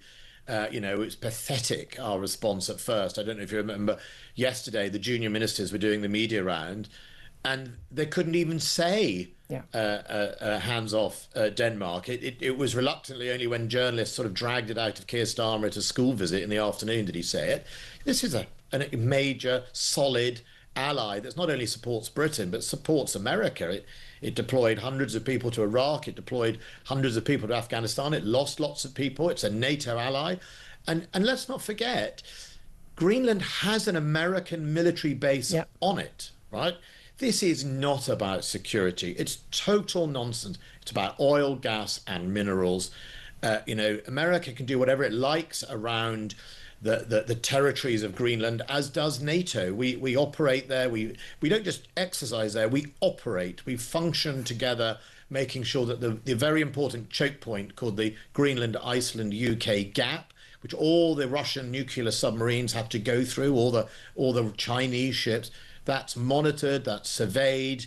We do all of that already, right? So this is not about this security. And also Trump will know, well, maybe he won't, but some of his people, that even if he got his way, absorbing a country into the state of the United States takes years, right? I mean, Puerto Rico and places like that haven't even got there. So the idea that Greenland is suddenly going to have a magic wand is also misleading. But let me put this idea to you, though, because given that we know that there's amazing storage of a supply of vital rare earths that Greenland has, and given the threats that we see from China, blatant open threats from China to Taiwan, where most of our microchips come from, and certainly 90% of the highest grade ones come from. We're in a situation where if there were that invasion, and I've got no doubt that invasion will come in the next few years, frankly, in the Western world, we are going to be in a very, very difficult bind in terms of your mobile phones, your computers, your electric cars, you name it. Would it not be a good idea that America, rather than, say, China or Russia, was exploiting Greenland's natural resources, which they are failing to do themselves, or the Danish kingdom is failing to do, when we actually are going to need those resources? And actually, it may be in Western worlds and the allies of America like us, it may be in our interest for America to take that country and start actually exploiting those resources. Well, I think Taiwan's strength in its microchip manufacture is based on two rather odd things. One is it has lots of factories in China, right? It's not entirely on the island. Bizarrely, there are direct flights between Beijing and Taiwan, right? So it's not entirely a sort of North Korean standoff. But secondly, at the moment, there's no evidence that there's that shortage of minerals that need to be requisited from Denmark to make it up. Norway recently discovered huge amounts of rare earth minerals that they will exploit. And I think the other thing to say is, look, it's more likely President Xi will take Taiwan with President Trump's behavior rather than less likely. Why? President Trump's national security strategy in November said, I believe in spheres of influence. I don't believe in the traditional post-war Western rules-based system where we are combined by our values, not by might. We adjudicate by values and law and open democracies and freedom. We don't say I'm biggest, so I'll have it. He's shifted that. He's very clear that the Western Hemisphere is going to be his. He's clear by his actions that he thinks Russia has a sphere of influence in which Ukraine is up for grabs if Putin wants it. So there's one other person who believes in spheres of influence, has President Xi. Yeah. He believes the South China Sea is his. He believes Taiwan is his. And now he sees American president, the only man who could really stop him, say, hey, guys, that's what I believe is the way forward. This is mine, that's yours, is what they're interpreting. And you've got no leg to stand on. Makes it more likely, not less. There's been lots of talk about, as you say, that rules-based international order and how the world is collapsing because Donald Trump is, as you say, talking about might, not right. But isn't Donald Trump, and isn't that national security strategy published by the US a couple of months ago, isn't that actually just, basically pointing out the de facto, the reality that has always been the case. And we play along with the niceties with the United Nations and everyone, and the democratic nations pretend it's all about that. But actually, at the end of the day, whoever's got the nuclear weapons, whoever's got the biggest army, whoever's willing to use it, is the one who gets to have the say. Well, I'm not sure, because what underpins most of our states since the Second World War is the rule-based system in things like the economy, in trade, in But only banking. in democratic countries. Most of the countries in this world are not democratic. Yeah, so one of the biggest democratic dogs on the block is about to rip that up, right? I mean, what does that mean for sharing information? What does it mean for intellectual property? What does it mean if suddenly America were to choose to steal intellectual property in the same way China does? What would it mean for all the people listening and watching to this program? What would it mean for their jobs, right? So we still do trade along rules. We still have the most ratified international treaty is freedom of navigation, right? What does that mean China doesn't go around boarding our ships and, etc. We all follow a set of rules. It doesn't mean to say we descend into anarchy. We still, in many parts of our lives, have these systems. You try opening a bank account, right? If that all goes out the window in other areas, apart from maybe military might, we are in real trouble in everything we do, right? I mean, and actually America made itself wealthy based on those rules. Yeah. And I think one of the jobs of its allies is to point out to America, yes, you can get a short-term gain by moving tanks onto somebody's lawn, but ultimately, as we saw in Iraq, as we saw Russia's invasion of Ukraine, military might isn't enduring in how you survive. And ultimately, Russia has paid a huge price in blood and gold for its ego and its foolhardy invasion of Ukraine.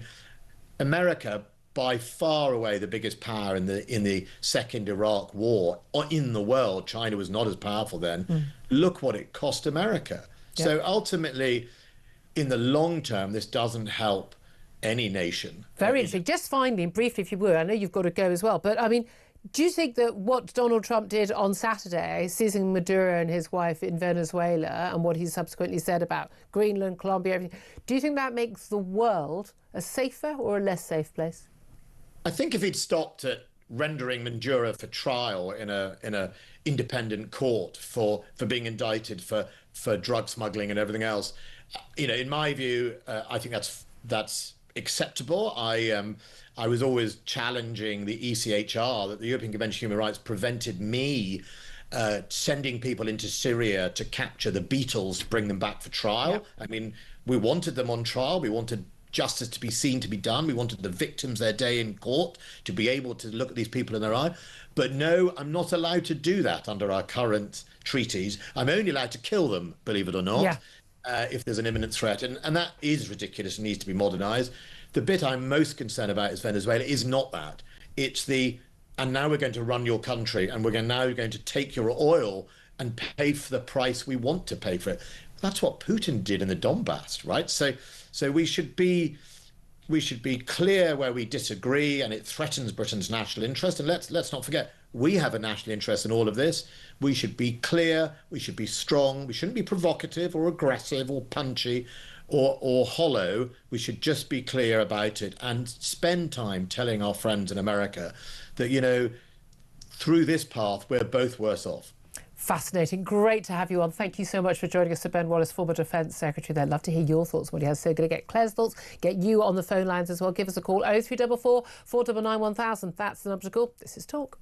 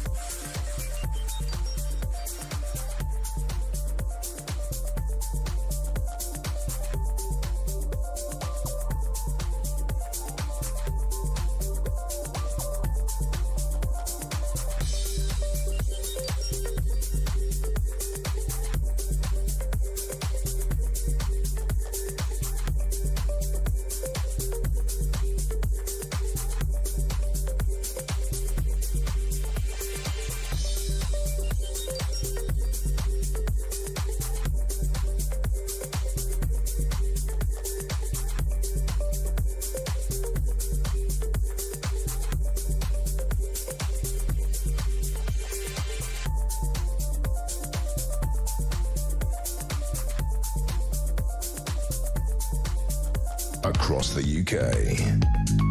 On DAB+, on YouTube, on your mobile, and on your side. This is Talk. Good morning, welcome back. 11:38 is the time. Let's get to your calls and let's get to Claire Pearson as well, former Conservative Government Advisor, listening to Sir Ben Wallace. Okay, you're a Tory, he's an ex-Tory. He's very straight talking, is Sir Ben Wallace. It was really interesting to hear from him today. I mean, I thought that, the coalition of the unfunded, I thought, ouch. I mean, that's the reality. We were saying, us and, Keir Starmer and Macron, you and whose army. What did you make of what you had to say on all the issues we covered? I mean, he is always worth listening to. He was Security Minister at the Home Office when I was over there doing immigration, so I had quite a lot to do with him.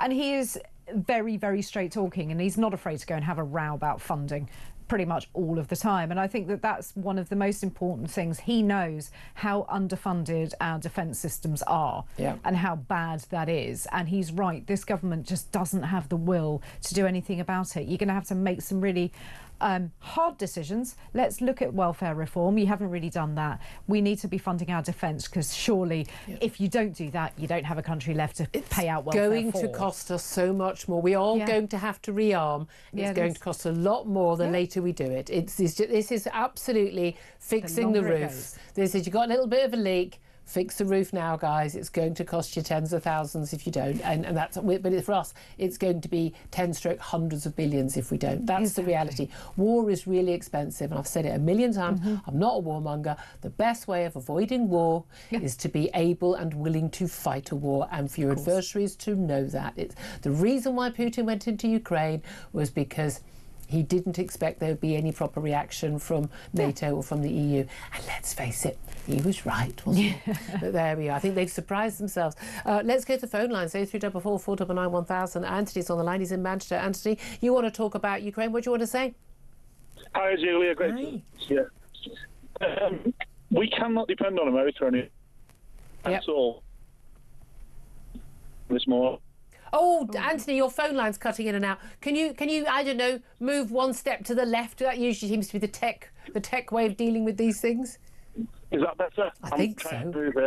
Well, we'll persevere. You're saying we can't depend on the US anymore? Yeah. Well, if you look at NATO, there's more than 20 countries in NATO that are European-based. And we need to man up. We need to stand on our own 2 feet. If you ask for those 20 countries to put 15,000 troops down and commit 15,000 troops each to the peace in Ukraine, that's 300,000 troops. Yeah. We could put in. Putin's a bully. And the only way to deal with a bully is to bully him back. And like you said, Europe has sat back and let him march into Ukraine. Yep. And we cannot allow it to happen. We need to man up as Europe. We cannot depend on America. And Trump's made that perfectly clear. He's not. We can't just go, we'll all hold out until another president comes into power. Well, if it's J.D. Vance next time, I'm sorry, but, America's going to withdraw even more. Precisely. And you've got some big countries in NATO, like Poland, like Germany. Maybe not the UK, we've got less than 60,000 troops. I know I was one of them, and my son is now. Yep. But we need to man up as a Europe. We cannot look to America. You have politicians on this morning saying this wouldn't work unless America gets involved. Yeah. Rubbish. Well, no, I think it probably wouldn't. But that's big. But then we should make it. We should change it so we don't need America. I mean, that's the crucial thing. I've always said I don't understand why taxpayer in Minnesota is paying for the defence of my country or Poland. It seems bizarre. You say you're an ex-military man. A lot of people say to me, "Oh, you're a warmonger, but you're an armchair general. You're not going to be going to war yourself." You've fought yourself. Have you been on the front line? Yeah, certainly. I served in the Gulf War. Yep. I served in Sarajevo in the United Nations as a peacekeeper. You know the reality of war. Explain why you think that, actually building up our forces, being able to defend ourselves can actually, prevent a war. You've got to look back into history, into the 80s and 90s. Both sides had the ability to annihilate each other with nuclear weapons. And the reason they didn't annihilate each other with nuclear weapons is because we cancelled each other out. And we need, as a European nation, to be able to cancel out Russia by being a strong Europe. Nailed it. Nailed it. Thank you, Anthony. I so appreciate that. If only our politicians who are actually in power right now got that. Claire Pearce, who a military family, she's nodding away.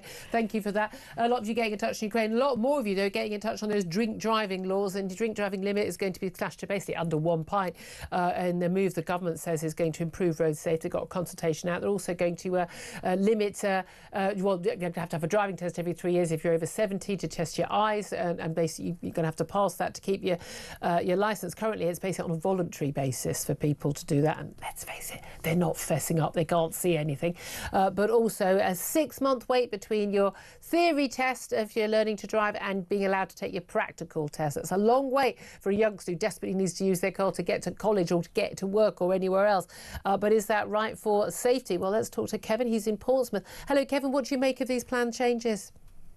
Not a lot. Good morning, Julia. Well, I thought I'd call you anyway.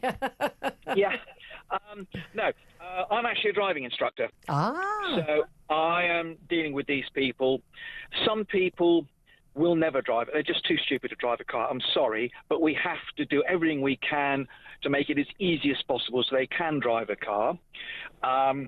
Passing the theory test is complete nonsense. It's word association. Yeah. Okay, what's a traditional British breakfast? Bacon and eggs. Congratulations, you passed. Yeah. What does an egg look like? Don't know, don't care, I've passed, I'm gone. Yeah. So, therefore, they don't understand the questions, they don't understand the answers, and the way they train for it is simply to do test after test after test until eventually they recognise that phrase goes to that phrase, bingo, you passed. Yeah. There's no in-depth knowledge. So, I mean, where do you want me to start? The way our driving instructors are trained is absolutely awful. It's ridiculous. We don't seem to have enough of them either. We don't have enough of them, but the point is that the way they're trained is ridiculous. They've got no technical knowledge at all, absolutely none. I've come across driving instructors who don't know how to change a wheel. And no idea how to work out torque if you don't have a torque wrench. That's sort of basic stuff, so you don't do things up too tight or too loose. I could go on and on and on. Do you need to know that to teach someone to drive? Well, I mean, it'd be better if you did, but do you need to? If you get a flat tyre, you need to know how to change it. Call the nice man at AA. Call the nice man at the AA. I just call my husband and go, what do I do? But no, I mean, there's so much more to this because, I mean, the theory test itself just looks at the highway code with a couple of extra bits it's not. I mean, the practical is what it's all about. And we all know. Look, I know people who've been driving for years who I think are absolutely terrifying the way they drive. You know, those people who drive like people in the cinema where they have their hands moving all the time. You think they're not supposed to be moving if you're driving straight. You know, you just hold them still. And people who drive with their hands all, their elbows all clenched up, they're not in control of the wheel properly. I mean, there's loads of basic stuff like that. I consider myself nothing more than an average driver, but I can get you there very quickly. Safely? There's a question mark over that. But here's the thing. I don't think most of us would pass our driving test if we took it today. I do fleet work. I train existing licence holders, and a fair few of them wouldn't pass the test. Yeah. But the point is that the practical test, everyone's banging on about, the young people are killing each other. Well, yeah, they are, because the brain isn't fully formed until they're 25. They're showing off. It's young lads showing off on the road, isn't it? Young lads showing off. But the point is that once they pass their test, that's it. They're done. If they don't get caught, nobody bothers them until the day they die. And that's only because DVLA wants his licence back. Yeah. So, therefore, one suggestion I would have is that new drivers need to be retested at between 18 and 24 months. The reason being is that the stuff they've learned in their lessons, they can't just chuck it out the window. They have to be actually applying it. They've got to apply it, and it's got to become habitual, because the second test won't be nearly as forgiving as the first. That's very interesting. Well, we had a caller earlier from the States, and she was saying that actually, having restrictions, on young drivers. No, it wasn't from the States. That was something, I don't know. It was Alison. That just having restrictions on drivers is actually a really good thing. If you're a new driver, you're a young driver, that you're not allowed to have passengers. You can't drive after 10 p.m. or whatever. So they can they can go to college, go to work, or whatever. But they're gonna be not on the roads basically on a Saturday night with their mates. Kevin, great to hear from you. He's not a fan of these things. Do you think just finding the drink driving thing, will that make any difference? Will that make the roads safer, limiting the amount people can drink? No, not really. The ones who get picked up for being drunk have clearly had comfortably too much, even with our generous limits. And everyone's harping on about Europe. Well, I can tell you in France. Now, you know France quite well because you ski out there, don't you? Yeah, I go out there a lot, yeah. Yeah. Okay. Now they've got a drink drive limit of 20 micrograms per 100 millilitres of breath. Okay, and that's all we hear. What you don't hear is they got another limit, which is the same as our existing one, and the 20 micrograms is what they call a délit, which is a weird sort of halfway house between a parking ticket and a crime. It's sort of weird middle ground. Yeah. So although it's technically stricter, actually it's kind of a wink. It's not. It's just it's a misdemeanor. Very interesting. I have to let you go now, Kevin. I've got to get to a break. Kevin in Portsmouth, really interesting call. Thank you very much indeed. Up next, we are going to talk about it involves safety on the roads. The most extraordinary, catastrophic police blunder, which meant that 2 teenagers, one catastrophic injuries, one dead as a result of a car accident. And the police mixed the children up. One set of parents were told their child had died when they were alive. One was told their child was alive when their child had died. We're going to talk about that up next. This is Talk.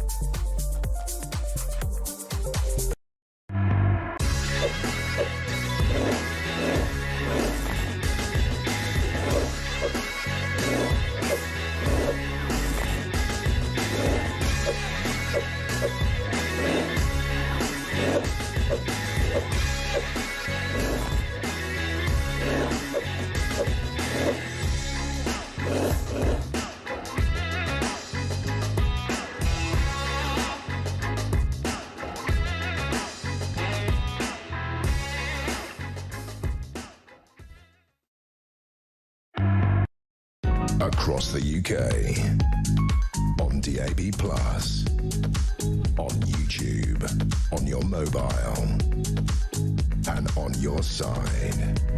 This is Talk. Good morning, welcome back to the show. The most extraordinary story on the front page of the Daily Mail today. I want to talk about it with my next guest, Mike Neville, former Metropolitan Police Detective Chief Inspector. Good morning to you, Mike. Good morning, Thank you for Julia. joining us. I'm just going to explain to people the story because it's absolutely blowing my mind. It's a staggering blunder by the police, a mix-up which saw police wrongly tell one family that their son, their teenage son, had died in a car crash, and another that theirs was badly injured in a coma in hospital, leaving relatives grieving one teenager for 3 weeks when he was alive in hospital the whole time. They're planning his funeral, and another family believing their son had miraculously survived a car crash, others died in this car crash, that actually their son was dead. This is involving 18-year-old Joshua Johnson and also 17-year-old Trevor Wynn. And they thought that, apparently everyone thought that Joshua Johnson was under sedation in hospital, but he in fact had died. And they thought that Trevor Wynn had died and he's in fact alive. Parents, I mean, I can't even imagine what they're all going through. How on earth did this happen? I've no real idea, Julia, to be honest. I mean, the most serious identification issue I dealt with was in the army when a helicopter exploded, and we knew the 2 men were in the helicopter, but of course we had to use dental records to check who was actually who, so the relatives know the person they're burying is tragically that individual. And this case is really strange in the sense it's taken about 3 or more weeks to suss out that it's the wrong person who they believe has died. So I can only imagine that the parents haven't gone to the hospital. As a parent, you would have thought. And it's come to the point where the police are saying they have to use forensics. So I imagine that was taking the fingerprints or something like that. But to not confirm identities and then give out a death message is just absolutely dreadful. You can only feel for the family who thought their son was alive. And I imagine the elation of the family who thought their son was dead. But this doesn't compensate for the family who thought their son was alive. It's just extraordinary. By all accounts, they're really good friends, these lads. And sadly, a third teenager in the car did die when their car left the road and hit a tree. They look very alike. Very similar, similar builds and the like. And we're talking about this poor teenager who's been in a coma in hospital for three weeks. We're talking about catastrophic injuries, presumably for both youngsters. We don't have the details, but I'm thinking burns, which would suggest, the parents would have been in there, not able to see their child's face and not realising. But it just defies belief that this was done. And given that if the injuries were so catastrophic for both the dead and the live teenager, that they would just be extra careful to take some DNA to establish who was who. Or maybe they thought, well, this was the owner of the car and this was the kid driving, it must be him that's dead, or whichever way around it was. But it just seems to be so... just such scrappy, low-level police work not to just be 100% sure in this scenario. Yeah, absolutely. I've dealt with all sorts of deaths and been to post-mortems, and the identification of the person is the absolute critical thing. Yeah. And so and if you can't see the face, of course, you've got dental records, you've got fingerprints, you've got DNA. All these things are available to the police to use.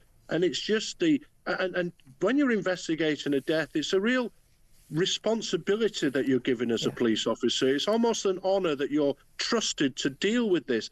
And for all the incompetence sometimes of the police with some crimes, the investigation of deaths is something, murders and traffic accidents is something that the police are usually very professional at. And this is just utterly amateurish. And it's the impact on real families, which is the tragedy here. Well, indeed. And in this case, we know an 18-year-old has been arrested on suspicion of causing death by dangerous driving. A 19-year-old was arrested on suspicion of perverted course of justice. And I say another teen did lose their life.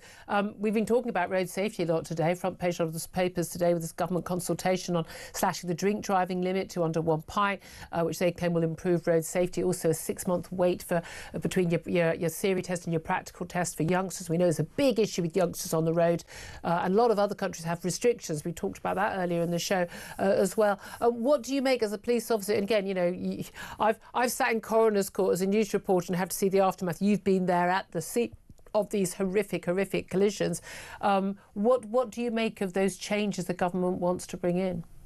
I'm not sure on the drink driving. As a previous guest has said, people are going to drink drive. They'll be far more over the limit than a minor fraction. I think the big thing is young lads in cars. It's not having another young lad in that car with you who's egging you on. This is what seems to happen when you see late at night. Late at night, young lads. They've got some girls in the car. They're trying to impress them. The other young lads egging them on. It's about who can go with you in that vehicle, I think, in your first 12 months. I think that would make a real difference. And other countries do have those rules, don't they, about the time you can, and whether you're allowed anyone else in the car. So if a youngster needs to use a car to get to college or to their job, they can do that, but they're just not going to be out joyriding with their mates. It is true. And a real big problem, Julia, as well, and it's harder for the police to detect, is the use of drugs when driving. Why is it so hard for them to detect? And why are they not dealing with it? Because everyone, again, I know some people go, oh, this is a big problem. Well, why are we not dealing with it then? Well, the breath test is there. The breath tests have got better for alcohol. You used to have to take, the one at the roadside used to be sort of a sort of indication, and then you had to take them to the police station and do the drink drive breath test, the official one there. Now you can do that on the roadside. Testing for drugs is just harder. There's all manner of drugs that people could have taken. And I heard a caller yesterday saying, people are going to football matches. You can't get in the losing football matches because people are taking cocaine, and then they're driving home.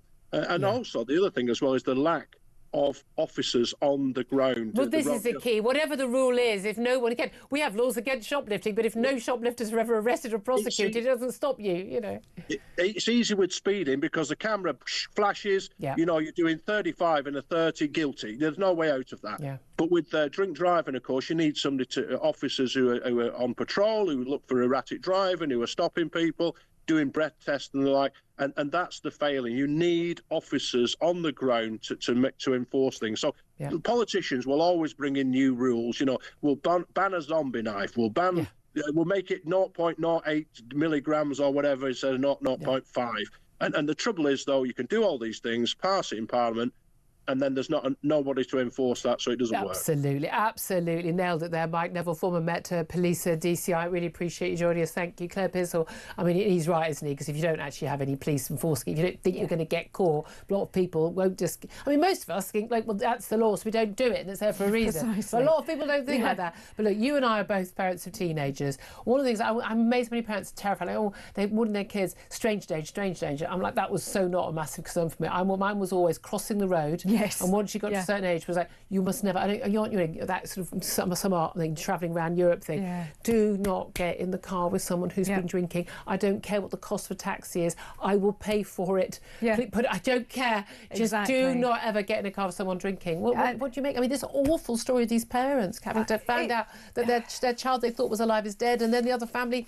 I mean, thinking they're grieving and then fight. It's just awful. I mean, it sounds like one of those movies that you get on Netflix, doesn't it? And you feel for those parents. Just before Christmas, you find out your child is dead, and then they're not. So you're grieving somebody that's actually alive and wondering where you are. Just can't even imagine. I can't imagine it, and my heart goes out to them. Don't think I want to. No, no. Yeah, exactly. Hearts go out to those families on both sides, and indeed the youngsters. Coming up, you can hear from the music top of the hour. We're going to get the news, and then Peter Carball's going to join us. We're going to get the first PMQs of this year. I have a funny feeling there's going to be a bit of a roasting of our old favourite, our friend, yours and mine, Sir Keir Starmer. We'll wait and see how that goes. Lots more top guests coming as well. Lots of your calls as well. This is Talk, the home of common sense.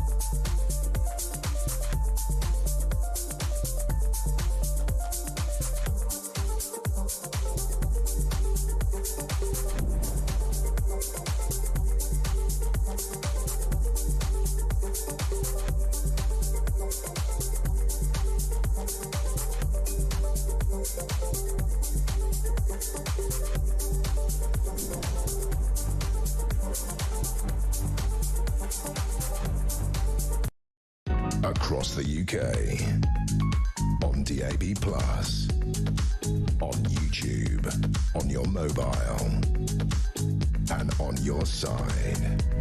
This is Talk.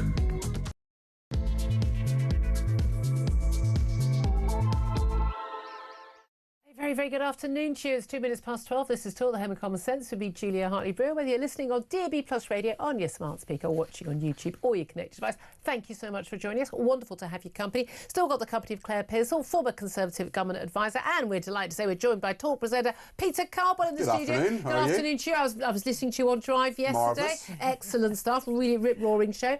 Well, we've got first Prime Minister's questions of 2026. I mean, everyone makes a big deal of that. It's all the first thing. I mean, everyone's just been off for a couple of weeks. It's not, It's, although a lot has happened, Julia. Like, to be There's fair, a lot to talk about. Yeah, exactly. There is that. Oh, okay. We're going to get the first question from Kemi Badenoch. Just very quickly before she does it, what do you think she's going to go on, Peter?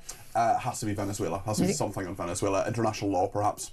What do you think, Claire? Yeah, absolutely. It's all of the foreign policy stuff, especially with international law, and what does Keir Starmer think about it? Because he has managed to avoid doing this. Yeah. You've got Yvette Cooper, his Foreign Secretary, made a statement. He's been kind of pushed and shoved into making statements. Do you have any scintilla of sympathy for the fact that it's in our interest that he does not slag off Donald Trump, the leader of our biggest military and security and intelligence ally, but he wants to. There's that as well, but also the question is, if Russia breaks the law, what about America? Well, indeed. Kemi Badenoch, I think, is just standing up. Let's go straight to the House of Commons. Thank you, Mr. Speaker. And, Mr. Speaker, may I welcome the Prime Minister's efforts to advance peace in Ukraine and his joint statement on Greenland. The last few days have seen significant international events. The US operation in Venezuela, threats towards Greenland, and an agreement to put British troops on the ground in Ukraine.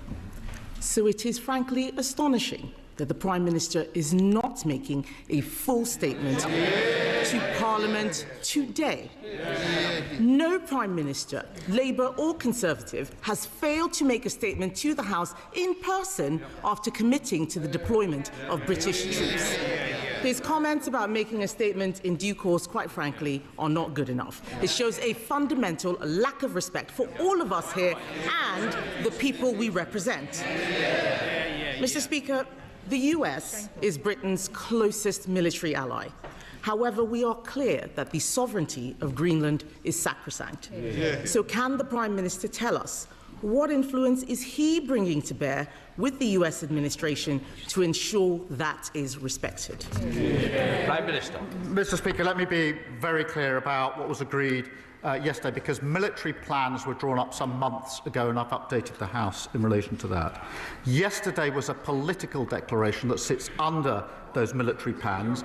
If there were to be deployment, there would have to be a legal instrument. Mr. Speaker, deployment would only be after a ceasefire to support Ukraine's capabilities, to conduct deterrent operations, and to construct and protect military hubs. Mr. Speaker, there will be a statement to the House at the earliest opportunity. There could hardly be an opportunity. They claim they want to know about this, and they're trying to shout me down.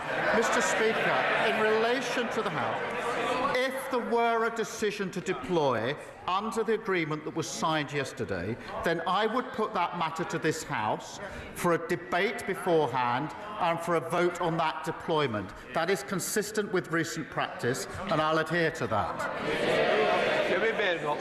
Mr. Speaker, why is today not the earliest opportunity? The truth is, the Prime Minister does not want everybody in this House to be able to ask him questions. So he leaves it just to Prime Minister's questions half an hour. On Monday, at least his Foreign Secretary stood up for 2 hours and 15 minutes. It was a non-event, but at least she did that. He is scared of us being able to ask him questions. Yes. 6 questions. Yes, he's here. Please. I've also requested that we do need an early statement. This House should always be informed first. So I don't like the chantering. Let the questions continue. One of them asked, but he is here. He's got no choice but to be here for Prime Minister's questions. That's why he's here. If he could skip this, we know he would do. But back to the matter at hand, Mr. Speaker. We all agree, all of us here agree, I think most of us here agree, that NATO is the bedrock of our security. Yeah. The future of Greenland is of fundamental importance to the future of the alliance. And I am sure that the Prime Minister agrees that it is essential for NATO leaders, including and especially the US, to meet. Will the Prime Minister call for an urgent meeting of NATO leaders?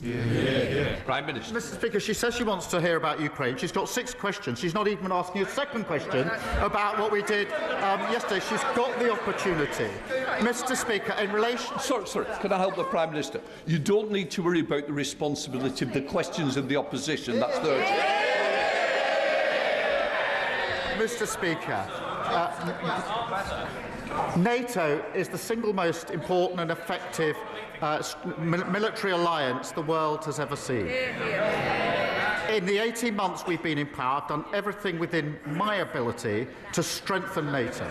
We had one of the strongest NATO meetings last year, the summit, where we had more members of NATO and more unity. When I arrived back to the House to make a statement, which of course she asked for, her position was I shouldn't have missed PMQs, I should have empty-chaired the NATO summit. That's how serious she is about NATO, Mr. Speaker.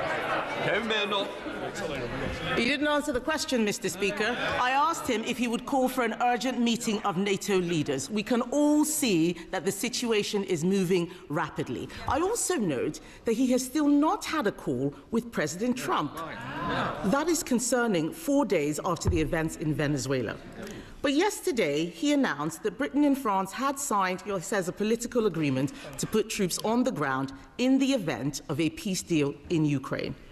So given the Prime Minister is not making a statement about that deployment of British troops abroad, one of the most serious decisions a government and a parliament can take, irrespective of what he says, can he at least confirm how many troops would be sent to Ukraine and whether they would be in a combat role?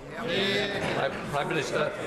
Mr. Speaker, I was with NATO allies yesterday, all day, in which we were discussing security in Europe, in particularly security guarantees for Ukraine, and we made significant progress.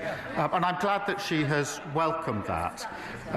Of course, I will speak to President Trump. I spoke to his senior advisors yesterday. We were with them all day. But Mr. Speaker, she asked me about the deployment. We released the statement yesterday. It's clear from that, but I will be clear with the House that there would only be deployment after a ceasefire. It would be to support Ukraine's capabilities, it would be to conduct deterrence operations, and to construct and protect military hubs. The number will be determined in accordance with our military plans, which we are drawing up and looking to other members to support. So the number I will put before the House before we were to deploy. But I'll do more than that. If we went as far as a legal instrument to deploy, which would be necessary, I would then have a debate in this House so all members could know exactly what we're doing, make their points of view, and then we would have a vote in this House on the issue, which, to my mind, is the proper procedure in a situation such as this. Mr. Speaker, it is clear that the Prime Minister either does not have the detail or does not want to give us the detail. Yes. But this is important. He should be calling an urgent meeting of NATO leaders. He should have spoken to President Trump by now. This is important because if any such peace deal is breached, we would be in direct conflict with Russia. If the Prime Minister is committing troops, he must give more detail on how he intends to ensure our armed forces are fully resourced. Before the budget, the Prime Minister said it was his ambition to spend 3% on defence in the next Parliament. That could be as late as 2034. It is time to move from ambition to commitment. We have now had the budget. So can the Prime Minister now tell us in what year will the UK spend 3% of GDP on defence. Prime Minister. Mr. Speaker, just on this serious issue she puts to me in relation to security guarantees and the American role and our dialogue with the Americans, I can assure the House I spoke to President Trump twice over the Christmas period in relation to this specific issue, along with members of the E3, along with European allies. That has been a constant course of our discussion. There's no question of acting on this without full discussion with the Americans, and their senior negotiators were there at President Trump's request yesterday and on his instructions, and they were talking to him during the course of yesterday as we negotiated. So to assure the House, because it is a serious position she's putting to me, on the question of security guarantees, there is nothing between the UK and the US, and we've been constantly discussing this over many, many weeks and months. We've made huge progress. I have personally spoken to President Trump about it on 2 occasions since we were last in this House. I do want to reassure her and the House in relation to that really important issue. In relation to defence spend, I'm proud that we're investing to keep our country safe, that we have increased the defence spend. That's provided for in the budget. It's the biggest sustained increase in defence spending since the Cold War, and that means, Mr. Speaker, better kit, better housing for our forces, and better defence as an engine for growth. Mr. Speaker, that does compare to their record. Ben Wallace, who was on the radio this morning, the longest-serving Conservative Defence Secretary, admitted that on their watch the armed services had been, in his words, hollowed out. And our defence...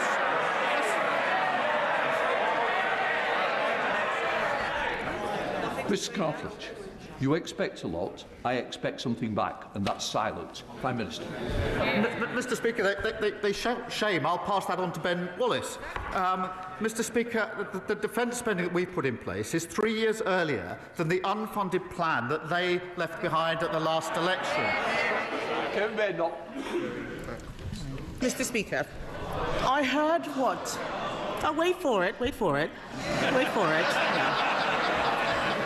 What Ben Wallace said was that spending had fallen under all governments. 3%, the last time, Mr. Speaker, the last time spending was at 3% was under a Conservative government. And yes, while we welcome the increase, something that we supported, can I remind the House that this is a man who sat in the shadow cabinet and tried to make Prime Minister a man who said we shouldn't even be in NATO at all. So I don't need to take any lectures from him. The world is changing. We need to spend more on defence. He did not answer the question about when we would get to 3%, yet he knows up until 2031 how much he's going to be spending on welfare. He doesn't know. That's in the Red Book. The Red Book has no money allocated for defence. We need to move from ambition to commitment. And Mr. Speaker, this is important because this isn't just about money. If the Prime Minister is deploying troops to Ukraine, those troops need to know that we have their backs. Last week, 7 former SAS commanders, 7 former SAS commanders warned that Labour's Northern Ireland Troubles Bill will wreck our special forces. Not me, that's the SAS. In November, 9 retired 4-star generals warned that his bill was a direct threat to national security. And even his own Northern Ireland Veterans Commissioner has said our veterans are being treated worse than terrorists. So, Mr. Speaker, is it not madness to be putting veterans in the dock for serving their country at the same time he is deploying today's soldiers into Ukraine? Mr. Speaker, that was embarrassing. She said that Ben Wallace was talking about all government. They were in power for 14 years and they hollowed out our armed forces. Copyright Ben Wallace. Secondly, she talks about the shadow cabinet. She has in her shadow cabinet a shadow attorney general who is advising Abramovich at the same time as we are imposing sanctions on Russia and trying to use that money to support Ukraine. How can someone sit in her shadow cabinet advising someone trying to escape sanctions and pretend that their policy is to support us on sanctions? And Mr. Speaker, Mr. Speaker, when it comes to Northern Ireland, they are the party that gave immunity to IRA terrorists, terrorists who killed British soldiers. Their flawed act was struck down by the courts, which left our veterans with no legal protection whatsoever. We're introducing a fair and transparent process with a package of rights and protections for our veterans. And, Mr. Speaker, there is no equivalence between our armed forces who fought bravely in Northern Ireland and terrorist groups. And if the Leader of the Opposition wants to go back, if her position is, to their old flawed legislation and give immunity to the IRA, she should stand up now and say so. Mr. Speaker, let me start by talking about the Shadow Attorney General. Yes. Yeah. Do they know what the Shadow Attorney General is doing? He is defending veterans pro bono against the actions of this government. On this side of the House, Mr. Speaker, we will defend those who defended us. But why don't we talk about the actual Attorney General who is sitting in Cabinet, the man who defended Jerry Adams, the man who's trying to bring Shamima Begum back into the country, the man who is helping to surrender the Chagos Islands. I will take our Shadow Attorney General every day of the week against his Attorney General. Mr. Speaker, we protect our veterans. I want the Prime Minister to know we protect our veterans. What he is doing to veterans is disgraceful. But this is serious, Mr. Speaker. I don't want the House to be under any illusions. I do not want the House to be under any illusions. The Prime Minister should know that we will absolutely support any efforts to help bring peace to Ukraine. We will work with him to ensure NATO remains the bedrock of our security. But we cannot write a blank cheque when he is also surrendering the Chagos Islands, surrendering our veterans to lawfare, and surrendering to his backbenchers by prioritising welfare handouts over defence spending, as if the world has not become more dangerous. So, Mr. Speaker, isn't it time the Prime Minister changed course and for once put the British national interest first? Mr. Speaker, she talks about the Shadow Attorney General. Of course I accept that lawyers have to represent all sorts of clients. Of course I accept that principle. The question is whether the Shadow Attorney General can sit in the Shadow Cabinet when the party opposite says it supports us on sanctions. We want the money from Chelsea Football Club to go to Ukraine. I'm not sure whether that's her position. If it is her position, presumably it's something they discuss in the Shadow Cabinet, advised by a Shadow Attorney General who is representing the very man whose money we want to send to Ukraine. If she can't see the conflict of interest in that, then she shows no judgment and no leadership at all. The same old. It's a new year, but the Leader of the Opposition's got absolutely nothing to offer the country. She is totally irrelevant. Nobody is listening to her. Mr. Speaker, this is the year when on this side we turn a corner. People benefit from the decisions we made, £150 off energy bills, freezing rail fares and lifting 500,000 children out of poverty. We're turning the corner and there's much more to come. Well, that was the final part of the exchange between the Prime Minister and the Opposition.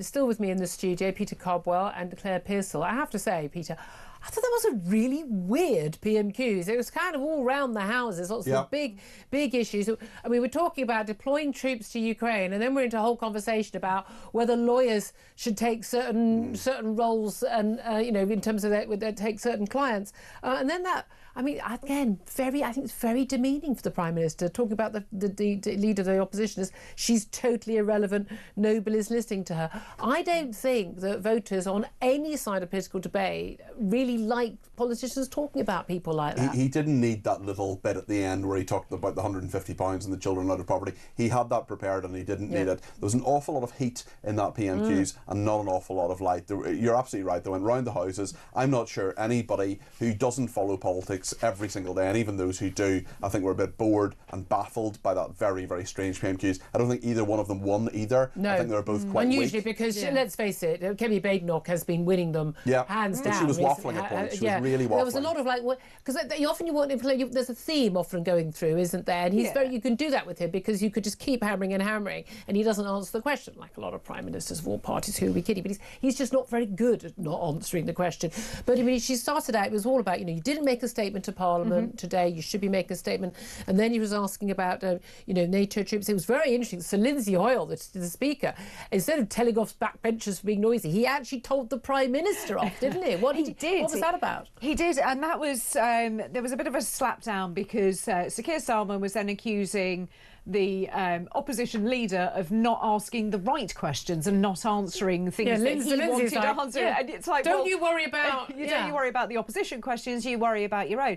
And that slapdown from the Speaker really did rattle Keir Starmer. He became very much like a toddler being told off. He didn't quite know how to deal with it. Keir He was Starmer quite never scared likes about anyone it. questioning him at all. No. But it sounds like the Speaker's quite annoyed with him because, again, he hasn't given a statement. Yes. He's talking about a commitment, and he's saying this is... Well, I don't understand the difference between this is a political commitment rather than an actual... So if there were a ceasefire, we would commit troops. So his argument is he doesn't need to come and give a statement to Parliament. He's saying there would be a statement to Parliament when that's going to happen, and it would be put to a vote in the House of Commons. But Kemi Badenoch was asking about the role that the UK troops would have, and how many answers came there, none. Yeah, this is apparently a political declaration. I mean, we've just learnt this from Keir Starmer. I hadn't seen this anywhere previously. So he's now just admitted that it's nothing more than a piece of paper with some signatures on it. Isn't that everything that he does? Yeah, absolutely. It's all hypothetical. It's all totally hypothetical. Yeah. There's no deal. There's keep saying they're at 95% and there are just a few issues to get over, but they're the same issues that have been there since the start of the Ukraine war.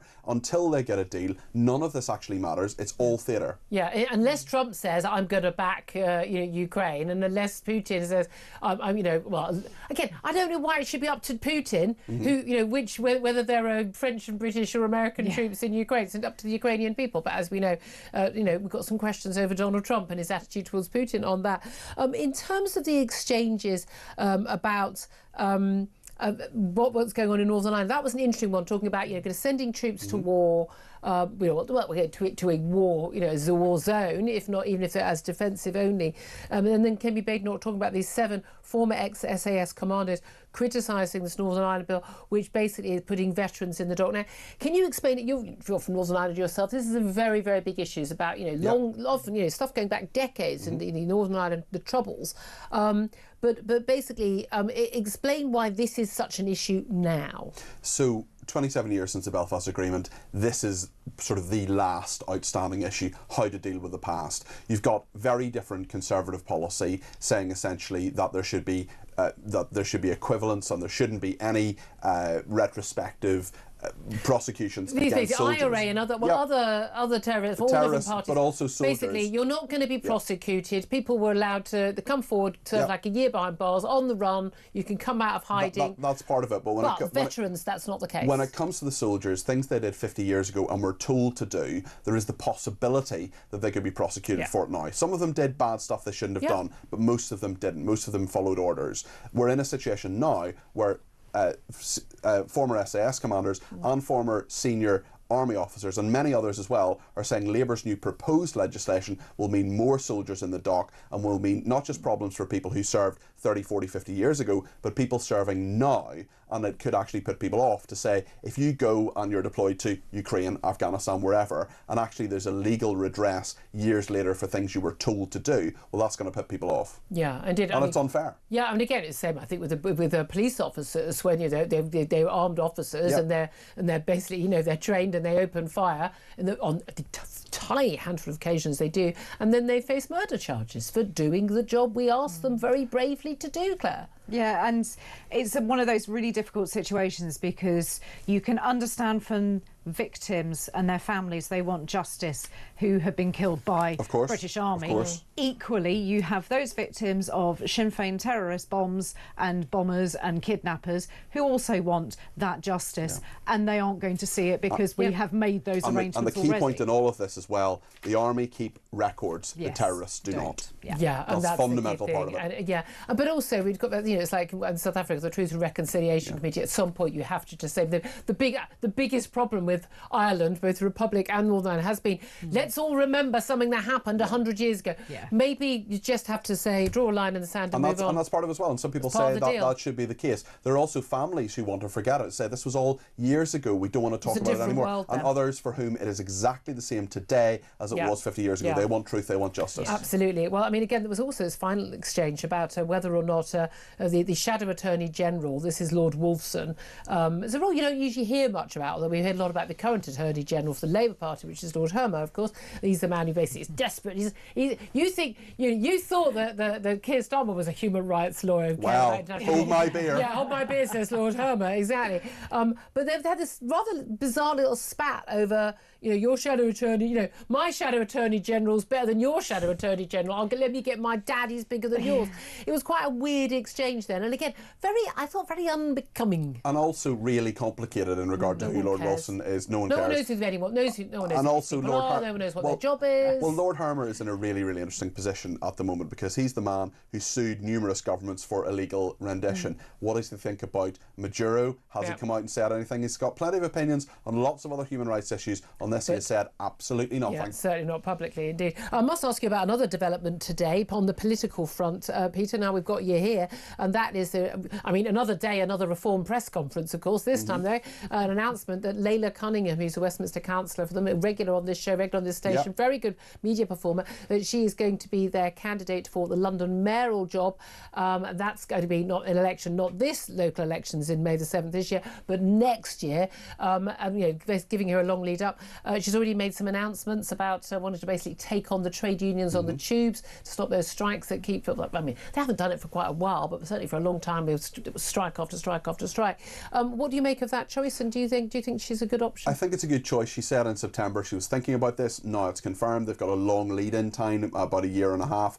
Also, Reform UK have a lot of focus on London. They think they can take 6 councils in Everyone thinks it's like a really sort of Remainy Liberal Democrat. It's not. The vote is very also there's the donut effect as well. The inner part of London is quite what you just described there. The outer part, not so much, as we've seen on numerous occasions, not least that by-election where Labour thought they were going to win and then it didn't go their way. So I think Layla Cunningham is a strong candidate. She's a woman. She's a Muslim. I don't care about either of those things, but some people will. She was Muslim. Yeah. But isn't it interesting? I don't care. Yeah, don't care. Don't care if she is or she isn't. I really like that not to be an issue. But getting it out of the gate now, saying this is our decision, this is who the person's going to be, especially as she'll be a big voice when it comes into the local elections this year as well. I think that's a good policy. We actually are going to get some local elections. Lots of them certainly in the southeast of the country, not happening. Yeah, lots postponed as well. I think that's disgraceful. 1 year, maybe we can live with that. 2 years, hold another election now and another one in 2 years. Stop postponing them. Stop denying democracy. We're told it's actually the Conservatives who might gain the most from this, but you're nodding away to that, Claire Bissell. Yeah, because places like Hampshire have gone and said that no, we need to hold them. They've been stopped once and postponed, but no, they need to go ahead. So they've been actually really quite strident with that, and that's Southampton, Hampshire, Romsey, and over into Portsmouth and places like that. They're going to hold. But interestingly, Conservative policy is to say no to this. But already we've had West Sussex and East Sussex saying we're going to go ahead with this because they feel they're back into a corner. But still, it's all over the place for the Conservatives specifically. Right then, are you on later on? 4 o'clock. 4 o'clock, brilliant. Stay tuned for that after Mr. Peter Carbell, after Ian Collins. Thank you very much. As always, it was great to get you in the studio. Claire Bissell's still with me. We're only going to unlock the door briefly to allow Peter out, then we're going to lock Claire back in. Can't wait to get to your calls and more of your thoughts on what is going on there with this PMQs and what your thoughts, particularly on this. Lots of you getting in touch about this government plan to slash the drink driving limit. Not an issue for you because there are no rules about Diet Coke, Peter. There aren't, and also I haven't had a drink in 7 years, and it is lonely up here on the moral high ground. Be off with you. This is Talk.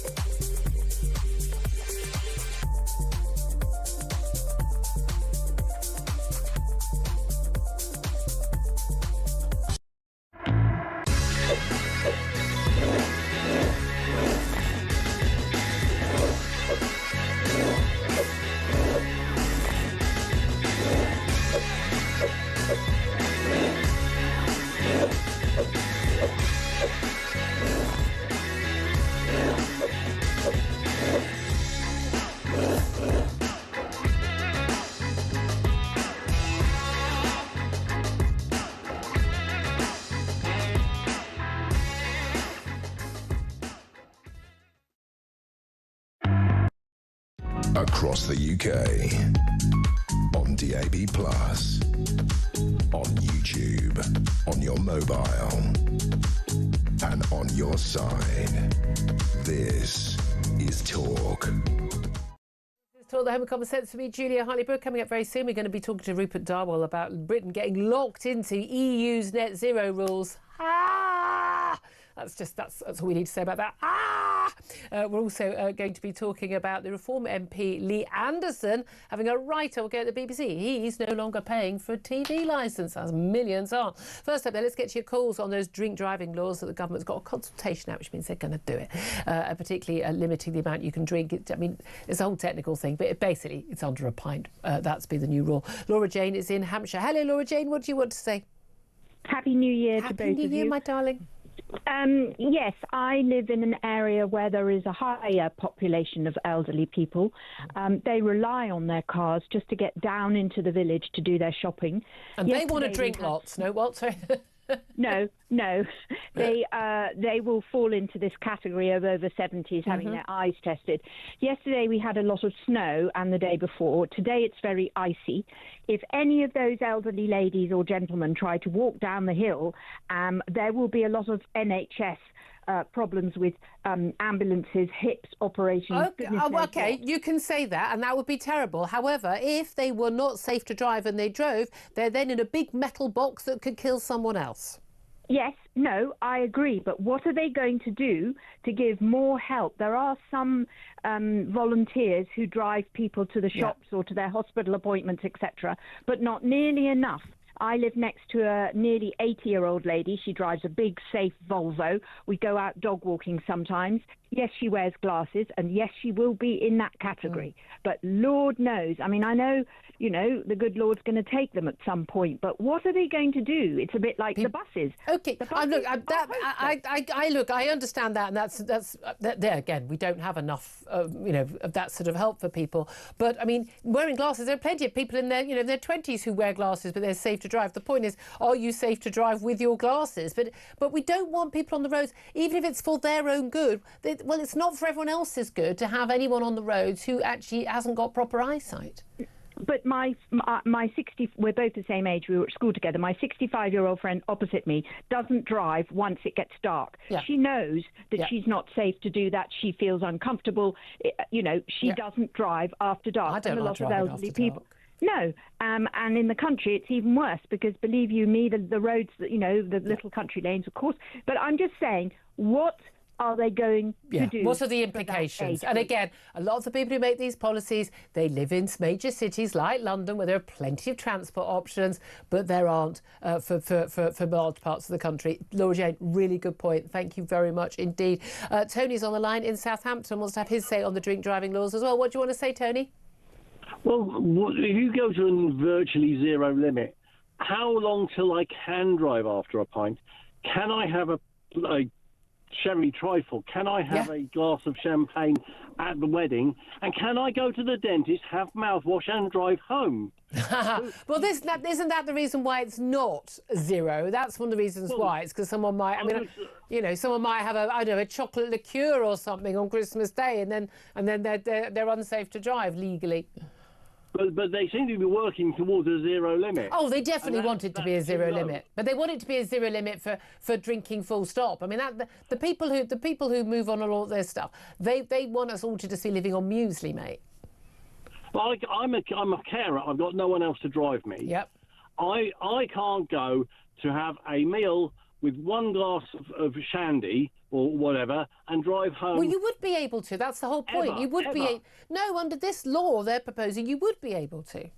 I think they're trying to get below 1 pint limit. I mean, but they think it would be under pint. But again, shandy, half of that's lemonade, isn't it? But I mean, yeah, but you can never trust the barman on the actual measure, can you? I mean, put it this way, they're going to put more lemonade in than they are going to be beer. No, but it's a fair point. And again, I think a lot of the people who make these conversations, they don't perhaps think about most people's real lives. It's a really good point. Tony, thank you for your call. Appreciate that. Going to take a quick break and say that we're going to be talking about Net Zero. You keep thinking we're going to get away from it. Ed Miliband's doubling down, and yep, so is the EU, and we're going to be doubling down with them if Keir Starmer gets his way. Oh, hooray! That's up next. This is Talk.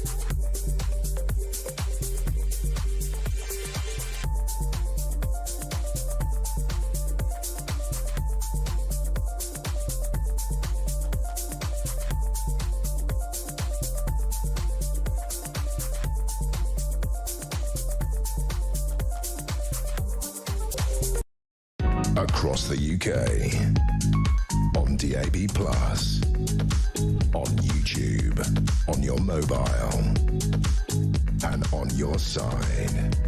This is Talk. This is indeed Talk, the home of common sense, and there's certainly no common sense when it comes to net zero. The only way to deal with net zero, as we know, is to get rid of net zero. But that is not what this government is planning to do. And indeed, under a Labour plan, not only will we be carrying on with our mad net zero rules, we'll lock ourselves in with the EU's plans as well. Let's talk about this with Rupert Darwell, who's author of Green Tyranny and a voice of common sense on this. Good afternoon to you, Rupert. Hello, Rupert. Can you hear me? Yes, I can. Oh, we've got you there. Lovely. Yeah. Thank you so much for joining us. Rupert, tell us what is going on. First of all, what is different between the EU rules and our rules currently, and what is the Labour plan? Well, the Labour plan is to align Britain totally with Brussels on achieving net zero. So not only are we going to be under the jurisdiction of the European Court of Justice in terms of getting to net zero, the Labour government is also planning to basically extend the European Emissions Trading Scheme, the ETS, to Britain, which is a form of taxation without representation. So having voted in 2016 to take back control, the Labour government is proposing to surrender control back to Brussels over this critical area. I mean, it's absolutely mad. And again, because net zero is going so well for both us and indeed the EU, where we are seeing the absolute hollowing out of the German economy, which used to be the industrial base of Europe, because of their mad net zero policies. We're seeing that. But I mean, I know that they had very similar policies on things like, selling of hybrid or petrol diesel cars, and then various dates would change, whether it was 2030, 2035. Weren't they moving towards being a bit more sane on it, because, reality has clashed with the ideology, but there's no sign of any of that sense coming from UK, is there? That's right. I mean, the Germans are very concerned that the compulsory phase out of internal combustion engines will destroy their auto industry. So they're flexing. They've persuaded the European Commission to flex the phase out rules, which the government here is adamant about not doing.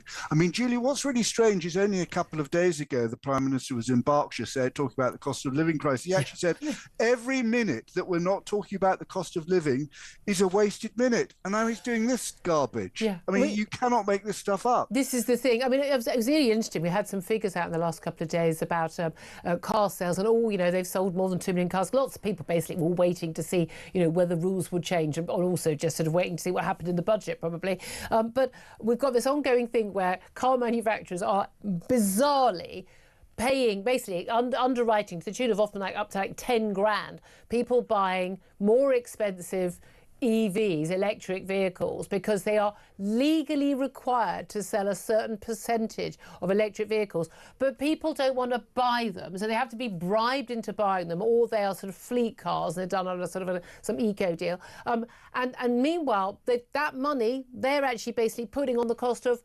diesel and petrol cars. So everyone's having to pay more for their cars to fit this bizarre rule, where the idea that you actually say to manufacturers, you legally can't sell a certain percentage of cars that people actually want to buy. You have to sell the ones that people don't want to buy. I mean, this is insane stuff.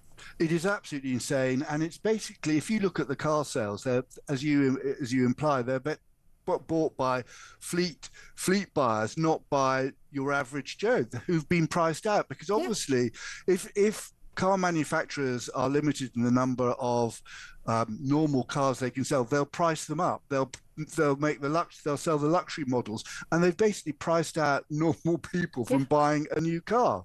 It is extraordinary, isn't it? When it comes to things like the heat pumps and stuff like that, and we've seen again and again, our energy bills, which we were told were by Ed Miliband and by Keir Starmer, were going to be going down by £300 under Labour. They've gone up by more than £300.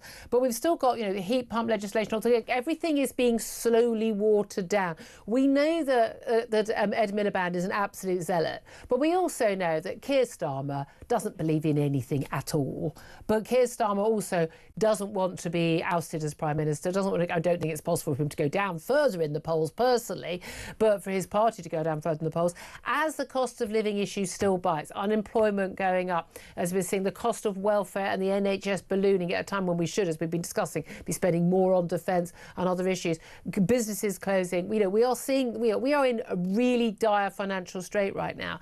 Do you think that he will be willing to throw out a number of the mad, I mean, all the net zero policies are mad and too expensive, but throw out some of the madder, more obvious ones? No, I think he's completely trapped, and he's trapped, as you implied, by the politics of the Labour Party, because the green stuff is the only thing that they believe in.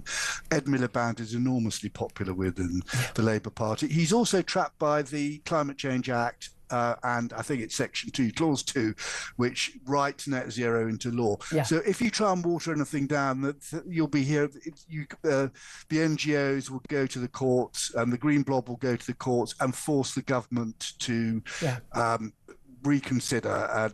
But won't that also be a factor in things like building the third runway at Heathrow and doing anything else? Because actually, all the things they want to do, building more homes and more towns. But the reality is, you can't build anything if it would have any impact on your ability to achieve net zero by 2050. Now, we're not going to achieve net zero by 2050. I don't believe it's desirable or attainable for us to do that. It's certainly not financially possible. But you can't technically, under that Climate Change Act, do anything, can you? Well, what the Climate Change Act really does is take power from elected politicians we have elected to make these trade-offs, to make decisions. Every policy objective, there are always trade-offs in policies. And they've taken that power, they have transferred to the courts. And what Starmer's doing by aligning Britain's energy policy with Brussels is transferring power back to the European Court of Justice. So we'll end up with the European Commission taking Britain to court. I mean, it is completely insane. And the one thing we can be sure of him, it will cost him a lot of votes. It will cost him politically. But it will also cost us a lot of money. Well, we said that. I mean, again, it might lose a few votes to with the Green Party if he got rid of it, but he might win a lot of votes back. Do you think this is something that is actually being motivated by, look, we really want to get this done, we want to, it's all about net zero, or is this also just part of the whole, let's undo Brexit by the back door and just tie ourselves economically and in every other way with the EU? I think what we saw with that crazy Egyptian anti-Semite who the government welcomed back was what they called information failures. That Starmer blamed the Foreign Office for not telling about this. Yeah. And net zero is the biggest information failure of all. That it is absolutely true that ministers are not being told the truth. But on the other hand, they don't want to hear the truth. Yeah. That's the other thing. No one bothers to go looking for it. This is my thing about when I say I always use the word insanity because it is, or madness, because it is not possible to know a single fact on this topic, not even one fact, and not know that this policy is insane. Well, that's absolutely right. They've persuaded them. The Green Blob has persuaded them, and the civil servants. Let it be said, the civil servants and Ofgem, that renewable power is cheap. And we know that because we've got massive offshore wind, the most in the world. It's the reason why we have the highest electricity bills, highest electricity costs in the world. Yeah. The politicians don't want to believe. They think it's free. They think the sun and the wind are free. This is for me. It's just like politicians having to have an IQ test. Whenever I've asked any politician, backbench MPs who vote for a lot of this stuff, they know absolutely. They know net zero about net zero. That's for sure. Rupert Dahl, thank you as always for coming on the show. Author of Green Tyranny. Claire Pearsall, your thoughts on all of this? I mean, it just highlights the Prime Minister's ever wishing love to be back in the European Union, doesn't it? Any move that brings us closer to it, he's going to be happy with. His Energy Secretary clearly also believes that, and it'll just make us poorer. Absolutely. It really is extraordinary, isn't it? It's very interesting how many stories there are at the moment about us sort of realigning with the EU. It's frightening. Agri, food and the like. And it is simply so disingenuous, so dishonest. It really is, and it's frightening that they think they can get away with it. No, it's not. They know they can get away with it. But can they? I just really want that Brexit uprising to come back again. I really do. Do you know what though? They were wonderful times. They were good times. We came on air first time March 2016. I have to say it was such an extraordinary time. Yeah. You know, with that referendum, then we had Trump, then we had those battles, and 2019 was just like a full-time job, just trying to keep up on all the attempts to try and stop Brexit. And you couldn't keep up because then another plot would come up, and then another plot, and then something else. And I do miss that. I do totally up for the fight. As I was saying on the show yesterday, they talk about, if we have another referendum, ain't no way we're voting to go back in. No. Oh, can we give up the pound and have the euro? Oh, absolutely. And also looking at the economies of Brexit, the arguments for Brexit are even stronger now today than they were. But also, again, I think people now really understand the absolute unaccountability of our elected representatives, and that's the reason why a lot of people are turning to reform, isn't it? They're saying we want people who are going to actually do what they say they're going to do. And we'll talk a little about that, and we'll get some of your calls up as well in just a couple of moments. We're going to go to a quick break. We're going to take your calls. We're also going to, particularly on drink driving, lots of you getting in touch on that, lots of different views, and we'll talk also a bit more about what's going on with reform. This is Talk.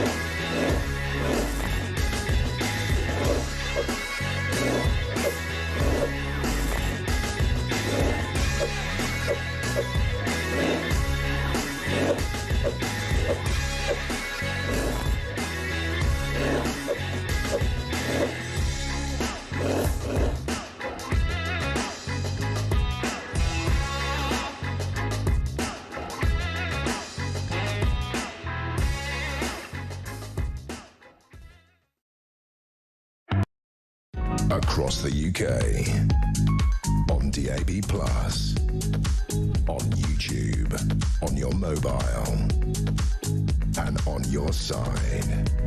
This is Talk. This is Talk, the Home of Common Sense. 12:52 is the time. I'm Julia Hartley-Brewer. Claire Pearce still with me. We're going to get to your calls. Lots still coming in on drink driving and those new laws. You're largely not happy with them, it's got to be said. But I also want to tell you why here at Talk we are welcoming the new year by giving away a massive £26,000. I should put my glasses on, shouldn't I, if I'm going to read this? What better way to kick off 2026 with the chance to win some serious cash? Yeah, 26 grand. It's our biggest New Year cash giveaway. Wonder why we came up with the 26. And it could be yours. 26k for 2026. Here's how to enter. For your chance to win, text TALK to 83338. Text costs £2.50 plus your standard network rate, or you can call 0343 423 9761. Lines close at 12 p.m. on 9th of January. That's when you'll need to, this year, that's when you'll need to answer your phone if it rings. It's for UK only and over 18. This is a network promotion. Full T's and C's at talksport.com/win. So for your chance to win, text TALK to 83338 right now, and good luck to you. Right, good luck to you on the calls as well. Chris is on the line in Oxfordshire, wants to have his say on drink driving. A very good afternoon to you, Chris. What do you want to say? Hello, lovely to hear your dulcet tones back on the airways. Bless you, sir. Lovely to hear yours. What do you reckon on these new drink driving laws being proposed? I don't think they'll save a single life. I've reported numerous drink drivers and I mean not people that have 1 or 2 pints. I'm on about people that will drive after 10 pints. I've reported them, giving details of their vehicles, and at the time as well. Like someone's leaving the pub and and you've called the police, or no, not at the time, but I've made reports to sort of Crime Stoppers. Yeah. But they're all still on the road, and they'll all still be on the road when this law changes. They'll all still be drink driving. Yeah. It won't make any difference. Yeah, because it does seem that the drink driving issue is, again, people massively over the limit, people completely flouting the law as it is now, and yet there's another law that's going to come in that's going to just make people, people who are basically not really a risk. Although, do you accept, though, that any alcohol at all impairs your ability to react quickly in the event of an accident or someone walking across the road, a kid, a dog or whatever, and actually we shouldn't really be drinking and then getting behind the wheel of a large metal box at high speed? Yeah, but I mean, there's all sorts of things that can impair you, isn't there? I mean, maybe you didn't have a 100% quality of sleep that you should have had, but or again, maybe you've got a bit of a headache. Technically, you won't know if you haven't had enough sleep. Technically, you are in breach of the law because you're not. Yeah. The only accident I've had, I got whiplash injury way years back. I got really over it. I had very little sleep. I was totally sober, but I know that in terms of the impairment of my driving, I think it was the equivalent of me being a bit drunk, to be honest with you. But what bothers me is there never seems to be any. It's always just like. Law. Yeah. There's never any sort of like practical solution. Yeah. So instead of saying to people, oh, if you have a drink, you must never get behind the wheel of a car ever again, which seems to be how they go on at the moment, why are we not encouraging people to buy breathalyzers? I've got a breathalyzer. Then you'd know whether you were and a lot of cars, they say, are now being fitted with them. But the key thing also, since the mid-70s, and it's a result of big changes to cars and braking ability and seatbelts and things, the number of fatal accidents on the roads has fallen by 3/4. When's it going to be good enough for them? I mean, we're going to have to accept there are some risks in life. And most accidents are due to basic drivers or the pedestrians not looking. It's as simple as that. Yep. I mean, I'd start arresting people for looking at their mobile phones as they're walking across the road, like, with their heads down. I'd start arresting those people. But there we are. People who don't give a vague indication they're about to cross on a zebra crossing. They suddenly just dart across it when you're driving. Those people. But there we are. Chris, thank you for that. Appreciate that. Mike is in Poole and he wants to have his say as well. What do you want to say, Mike? Hello, Julia. Great to have you on at a sensible time of the day again, not at the crack of dawn like you used to be. Thank you. I actually my husband enjoys it too. I called in when you were discussing the appalling case of the two lads that were misidentified. Awful. But it brought home to me a thing about the earlier point you made about these young kids all driving cars when they've just passed a test. Now, I was in Northern Ireland recently, and there was a car with a sticker on it, and I forget what it was. It might have been P. And I asked my colleague what that was about, and it was to say these people can't have anybody with them. But Northern Ireland is still in the United Kingdom, so why haven't we got the same rule here? Well, because lots of things have devolved. Scotland's got a lower drink driving rule than England and Wales, for instance. It's just devolved. I mean, we're going to be changing to the Scottish rule in terms of drink driving limits. But interestingly, they changed theirs quite some years ago. They've seen no fall in the number of accidents because, of course, the people who are drink driving are doing anyway, and they're drinking a hell of a lot more than 2 pints. Of course they are. I'm not don't agree to disagree, but I think your case that you showed where these young lads were driving, and we've all seen it, 3 or 4 young lads driving stupidly because they're trying to show off. That needs to be stopped. And a simple P on the sticker on the back window that if there is a police car, can pull them over, would stop all that. Yeah, I mean, we've got to have those restrictions again. And if you're caught doing it, your licence goes for 5 years. It's got to be a serious penalty. But again and again, by the way, we are seeing people who are speeding again and again. They've got 12 points on the licence, and they are not being banned from the road. You need to believe you're going to get caught and that you will be punished. That is what stops people committing those crimes. Mike, thank you so much. Really appreciate your kind words as well. Claire Pierce, would you in favour of those tougher rules, but as long as they were actually enforced? Yeah, I would. I don't trust a bunch of lads, or indeed a bunch of teenage girls in a car together, because it does get loud, people get egged on, the music's awful, and then mostly it's the loud music that bothers us, but there we are. Here's somebody who I'm sure plays very loud music and drives irresponsibly, Mr. Ian Collins. Absolutely. So I keep being on the train, which is great because I'm absolutely slaughtered right now, so it's absolutely fine. Explains a lot. I'm doing no driving whatsoever. It's fantastic. Do you drive much? I do. Do you have to drive to the station? Yeah, I drive to the station and back, taking the kids around and stuff. But I know somebody fairly recently got done for... I don't live out, I don't live somewhere without, Come to the Kent countryside. I know. Yes. I'm very, very proud of the way you said that. Thank God she said that could have gone so wrong.